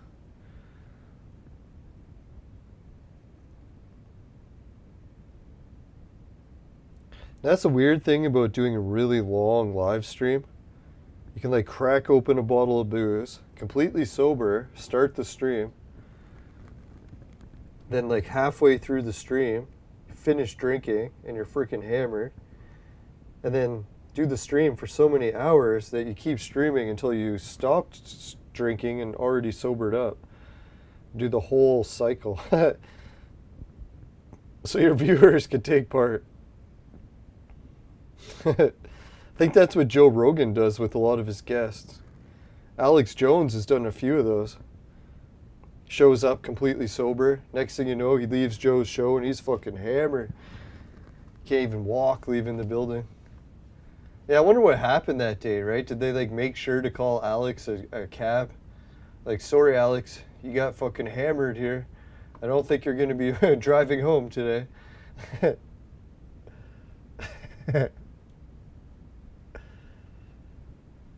Now, thinking back, I can't remember. I don't think they showed that part. Send someone to the liquor store.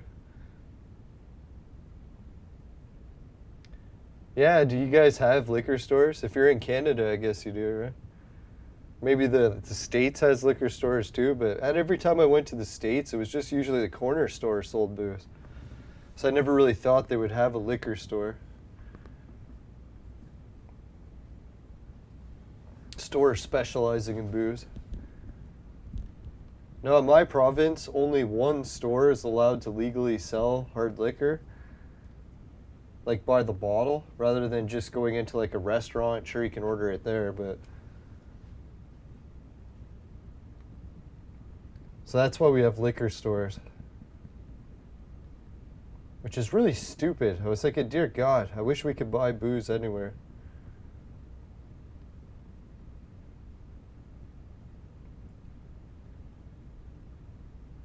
No, I think the reasoning behind it is we're supposed to be able to raise tax money, and technically it is like one of the biggest cash cow generators that our government owns. Private entities have tried to gain control of it multiple times, but the taxpayers have fought them because it's one of the only ways our nation actually generates any revenue. But sadly, almost all of it goes to the union. They pay their employees like triple the rate for what normal someone would do for that same job. All the money disappears. I shouldn't say all of it, but significantly reduced. Well, at least there's some good union jobs.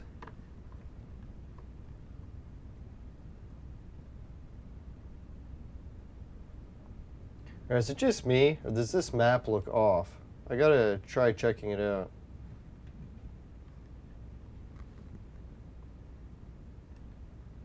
No, I got that. Looks good. It just seems too straight. It's like I should be aiming here. Yeah, let's try aiming there. Just see what happens. God, I swear that looks like Rocktropia. Why is that so far away?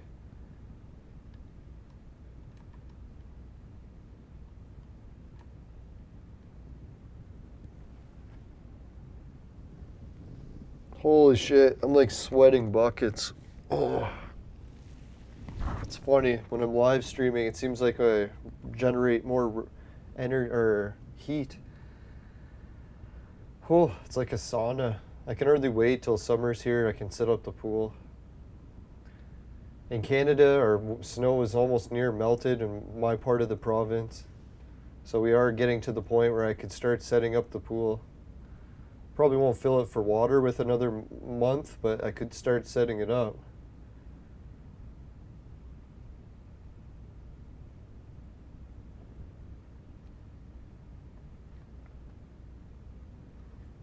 Alright, so I guess I really shouldn't drag this on to a 4-hour stream. It's already almost getting close to 1 in the morning. So let's wrap it up. And to wrap it up, I'll give a shout out to the patrons first. Let's do that.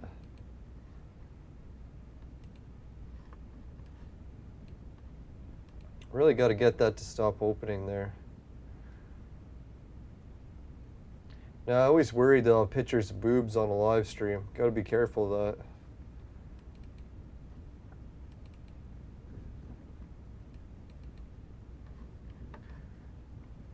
Alright, Patreon. We got Jim, Ray, Travis, and Suki. Appreciate every of them for helping out the show. And I'll try to get some better rewards going for the patrons. Especially now we're almost at the 1,000 sub mark. So if I start getting ad revenue, we'll see. I don't know, I've got a few videos out there that sometimes generate views. And I'm going to try to get more going with my travel videos. And who knows, maybe we'll be able to afford some better giveaways soon. Can't imagine the giveaways that PewDiePie could do. $11 million a year in ad revenue. Dear God. But no, if I could even make a couple grand in ad revenue, we'll see. We'll do some decent prizes, I hope. And in the meantime, I'm working on the song for the patrons. We also got benefits like one-on-one hour game sessions. So if you want a one-on-one session via Skype or TeamSpeak or whatever you use, and it doesn't really matter the game. If you want it to be Entropia or Clone Evolution or whatever game floats your boat, just let me know. If you join the patrons list, I can hook you up with at least a 1-hour game session. And if it's fun, maybe we could even record it, make an episode out of it, if you want an episode for your own archive. Right, so let's see here. What else could we do? Maybe we can do, no, I shouldn't do the Wheel of Fortune spins. I'll mention some of my other affiliate links, but I'm not going to show all the Bitcoin ones because some people really hate Bitcoin, and some of the sponsors or advertisers for YouTube also hate gambling. So I was thinking I'm going to try to cut back a little bit on the gambling ads just for now. Maybe until we get a little bit more into testing how monetization works. We'll see if monetization sucks balls and it's not even worth it, then maybe I'll fucking cancel the monetization and just go back to promoting the casino and BetFury stuff. But I'll just read it for now, since we're floating in space. So I'll read it over. Now, basically what these Bitcoin systems are is, how would you say, wallet systems. So if you want a wallet to use cryptocurrencies, that's what I use them for mainly. The first one's called Free Bitcoin, and I've got 159,571 Satoshi. That's the pennies of Bitcoin. So I still need to gain way more before I reach 1 Bitcoin. So I'm gradually, slowly crawling my way to 1 Bitcoin. Maybe I'll make it in my lifetime one day. No, thanks to the viewers who have been helping with that. I just managed to win another 4 Satoshi, and we're also at 88 referrals. So thanks all the referrals. Appreciate everyone helping. Alright, the next Bitcoin wallet that I use is called BetFury. It's also in the links below. And this one also has a little way you can collect free currencies. They have loot boxes that you can open. My referrals, every time they open loot boxes, I get a small percentage, so I appreciate everyone doing that. It doesn't come off your portion. They just give me an extra portion, as far as I know. And yeah, you can also win shares of BetFury. They have a casino aspects as well as a wallet system. So if you happen to gamble and you win shares of the casino, once you have 10 shares, you start collecting profits. Just like owning Calypso land deeds. So if you want to own shares of a casino, check out BetFury. It's really cool. Right, so I just got a whole bunch of cryptocurrency from it. I'll hit the collect button. It's not a whole bunch, still small amounts. But there's a whole bunch of different kinds of currencies. So I'll read all the different currencies you can win for free on BetFury if you collect shares of their casino. Alright, the first cryptocurrency they deal with is Bitcoin. So it's a very popular one, and it's down almost 10% today, 9.25. Ethereum is down 6% today. Tether is up 0.2. Beyonce is down 6. Tron is down 2. And BitTorrent is down 9. Overall, everything's almost down or evened out, except for BitTorrent. It's still up 24% overall over the week. So it appears BitTorrent was the big winner again, which is fucked because Bitcoin went all the way up to 60,000, but now it's back down to 54,000. So what a wild ride it must be to own Bitcoins. So good luck to everyone who's in the cryptocurrencies. Remember, just afford what you can gamble, or what you can gamble what you can afford. Make sure you follow the gambling rules for your region, age, and the cryptocurrency rules, because some countries aren't even allowed cryptocurrencies. So make sure you check that out. All these offers that I have for affiliate links are mainly adult 18 plus only. So make sure you check out the age for your region. All right, what other offers do we got? I think we got my affiliate links page, so let's check that out. Oh yeah, I can't remember if we did the space message. So let's do a space sponsor message. I think I did already, but I'll do another one.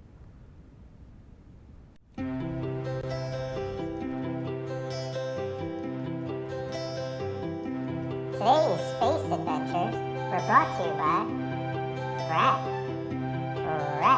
It'll fuck you up. Woo!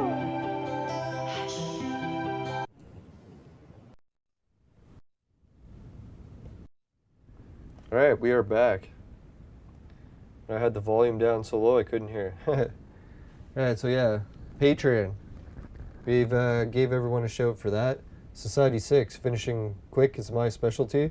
Comes on t-shirts and bed sheets, both popular with the ladies. Hideout TV pays you to watch videos. Swagbucks pays you to shop online. GameKit pays you to try video games.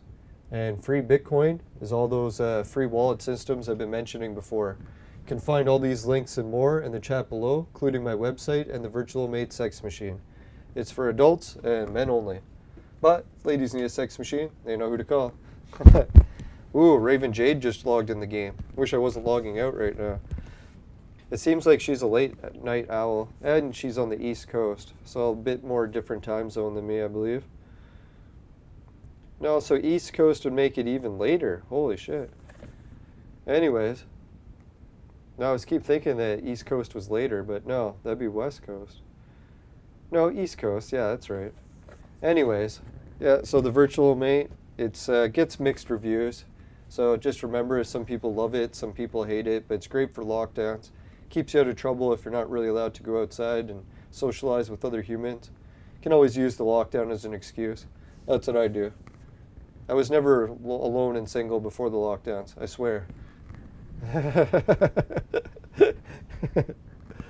Alright, so yeah, let's do a little bit more space travel. No, we'll wrap up the affiliate links. Dear God, we're going to be at 4 hours at this rate. People are like, man, do you have no life? Fucking streaming like 8 hours a day? Well, really, I don't, other than Gary, my uncle. Alright, so take care, everyone, and bye for now. Ah, Leon, he's in Nova Scotia. Oh yeah, I was wondering, it sounded like you were in Canada if you had a liquor store. And it's 12:44. Oh, so there is no time difference for Nova Scotia. That must be until you get to New Brunswick, is it? Unless maybe it's the daylight savings time. If you don't do it, then maybe we just switched. Because I've only done daylight savings time switch once, and it's when I traveled to Fredericton. I'm pretty sure I had to change my watch by an hour. But I could be wrong. Maybe I just traveled so long ago I forget. Huh. Could be. No, but Fredericton is New Brunswick, so...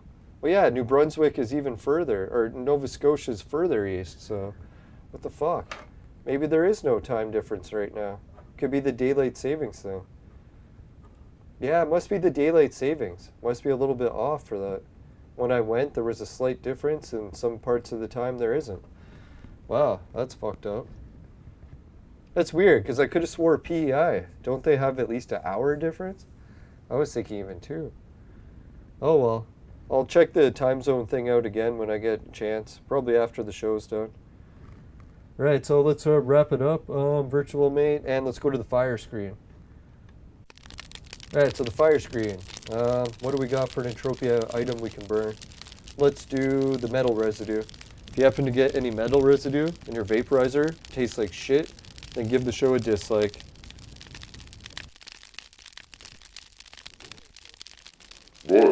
if you can help with a like, I really appreciate it. Just make sure you never buy the products from my sponsor, because it will ruin your life. Bye for now. See you later, everyone. Make sure you have a good week. Better not have a bad week, or I'll be pissed.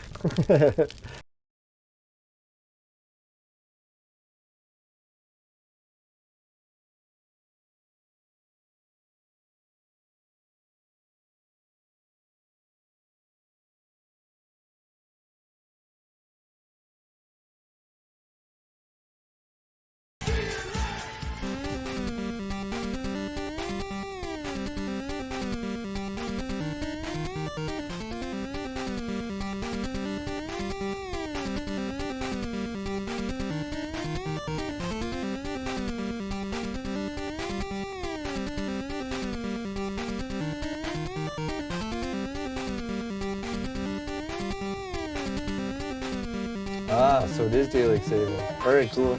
Alright, see you everyone. Thanks for tuning in. Good luck. Hope you whole thing.